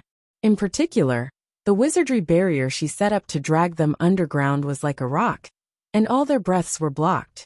He was indeed the Devil Lord. His power was unfathomable, and he knew a lot of things. Devil Lord, we could have run to the top of the mountain to hide just now. Why did we waste so much energy to hide underground? Someone finally couldn't suppress the doubts in his heart and asked. Ning Xuema's eyes flashed. We have always been in the light, and he has always been in the dark. Now it's time for us to switch to the dark. You're saying that he's been watching us from the shadows? The general shuddered. Yes. Ning Xuema's sixth sense was very strong. Although she didn't know where Luo Jiuchen was at that time, she could feel his wolf-like eyes following them. If they had been working under his nose, they would not have been able to do anything. So Ning Xuema took advantage of the avalanche to hide their tracks. She stroked the wizardry barrier with her hand. This wizardry barrier technique was taught to her by Shen Jiuli. She didn't expect it to come in handy at this time. Once this wizardry barrier was set up, she could sense any movement on the ground, but the people on the ground couldn't find them. She could sense Luo Jiuchen walking back and forth on the ground. Devil Lord, what should we do next? Marshal Lung asked. Ning Xuema said. If I'm right, there should be an array core here. Let's break it first. How can we find the array core? Devil Lord, do you know where the array core is? Ning Xuema curved her lips.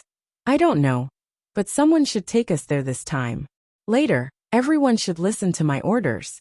Don't act on your own. Yes, they said loudly in unison. Ning Xuema narrowed her eyes slightly. Luo Jiuchen, you may be better than me in terms of power, but in terms of scheming, I'm afraid you can't compare with an agent. She manipulated the wizardry barrier and led a group of people to walk silently underground, always sensing Luo Jiuchen's track on the ground. This time, she was in the dark, and he was in the light. The mountainside of the highest peak of the ice peak was also lined with ice towers. It was a typical glacial climate. Luo Jiuchen flew to this place and turned left and right among the ice towers. Finally, he stopped in front of an extremely inconspicuous ice tower. He raised his hand and pushed with a spell. The ice tower silently moved aside, revealing an ice cave below. He flew down. The ice cave was extremely deep and wide, and there were many twists and turns inside. He obviously knew the path, and he didn't hesitate when he stepped onto the fork. A moment later, he finally arrived at an ice hall. There were no ordinary decorations in the hall. There was only a large pool, and there were hundreds of corpses in the pool. Every corpse seemed to have been poisoned when they were alive. Their bodies were ashen green, and their mouths were baring their teeth.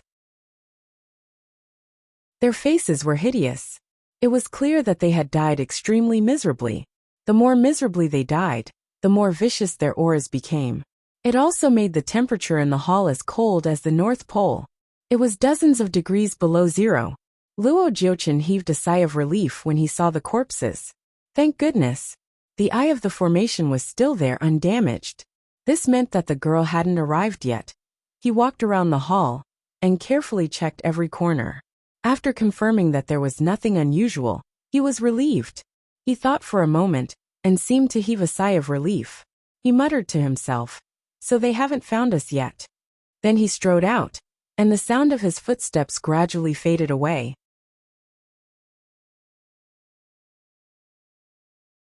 Chapter 2252. Ning Xuema and the others had been holding their breaths and listening to Luo Yunyang's words in the ice hall. Hearing Luo Jiuchen's words, they looked at each other in confusion.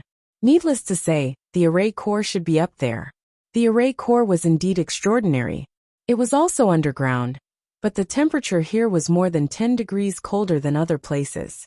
Even in the wizardry barrier set by Ning Xuema, it was terribly cold. None of the people present were weak in martial arts. Originally, the change of weather would not affect them. But here, they were all blue in the cold, and their hands and feet were stiff as if they were not their own. Ning Xuema's face was not much better than theirs. After all, she had done the most in the past 2 days. Even if she was made of iron, she would be tired after working so hard. Marshal Lung and the others were eager to leave the underground and destroy the array core here. Hearing Luo Jiuchen's footsteps going away, they finally breathed a sigh of relief. Devil Master, can we go up? That bastard has already checked and left. Ning Xuema pursed her thin lips slightly. Wait. She also heard Luo Jiuchen's footsteps going away, and even heard him walking out of the long and winding tunnel. But she felt that something was wrong. Luo Jiuchen's footsteps seemed to be deliberate. Could it be that he had already guessed that she would follow him here? Her physical strength was also exhausted. She wished she could get out of the ground and remove the wizardry barrier. But she couldn't. At this time, she had to be very cautious. That man was too cunning. She had to be on guard. She waved her hand and asked everyone to shut up. She held her breath and listened to the movement above. It was very quiet above. There was no movement at all. The advantage of Ning Xuema's wizardry barrier was that she could sense every move of the people above, even the frequency of their breathing, but the people above couldn't hear them. As long as they didn't shout in the wizardry barrier, the people outside couldn't hear them. When she quietly followed Luo Jiuchen, Ning Xuema could hear Luo Jiuchen's shallow breathing, but now she couldn't hear it at all. It seemed that he had really left. Luo Jiuchen returned. However, he had entered silently without making a sound. He had even held his breath, allowing the temperature of his body to drop along with the temperature of the hall. He was almost at the same temperature as the people in the pool. He walked forward slowly and circled the hall again. He then sat down in a secluded corner of the hall. Sometimes, it wasn't a bad idea to wait for the rabbit to appear. He believed that with Ning Xuema's sensitivity towards arrays, she would be able to find this place. He wondered how she would react when she saw him, who was already waiting for her here. The hall was extremely cold, but Luo Jiuchen was not afraid at all. On the contrary, the coldness here seemed to be nourishing him. He closed his eyes and sat cross-legged, making a very complicated hand gesture. Strands of cold air from the corpse in the pool were attracted to him and slowly entered his body. His originally pale face had a slight redness to it. He had already held his breath. His body was as cold as the objects in the hall, but his skin was white and rosy, like a fine jade carving. Dozens of feet underground, Marshal Lung and the others were cold and suffocated here. Naturally, they felt very uncomfortable. They kept looking at Ning Xuema, hoping that she could rush out of the ground as soon as possible. Monthly votes, recommendation votes moi. You're tuning in to the Li Mei's Wuxia Whispers YouTube channel. We're so grateful for your support. And don't forget to subscribe to join us on this incredible journey through captivating stories. Your generosity through donations truly makes a world of difference, as it's the primary source of revenue that allows me to expand and enhance this channel for you. Thank you from the bottom of my heart for being a part of this adventure.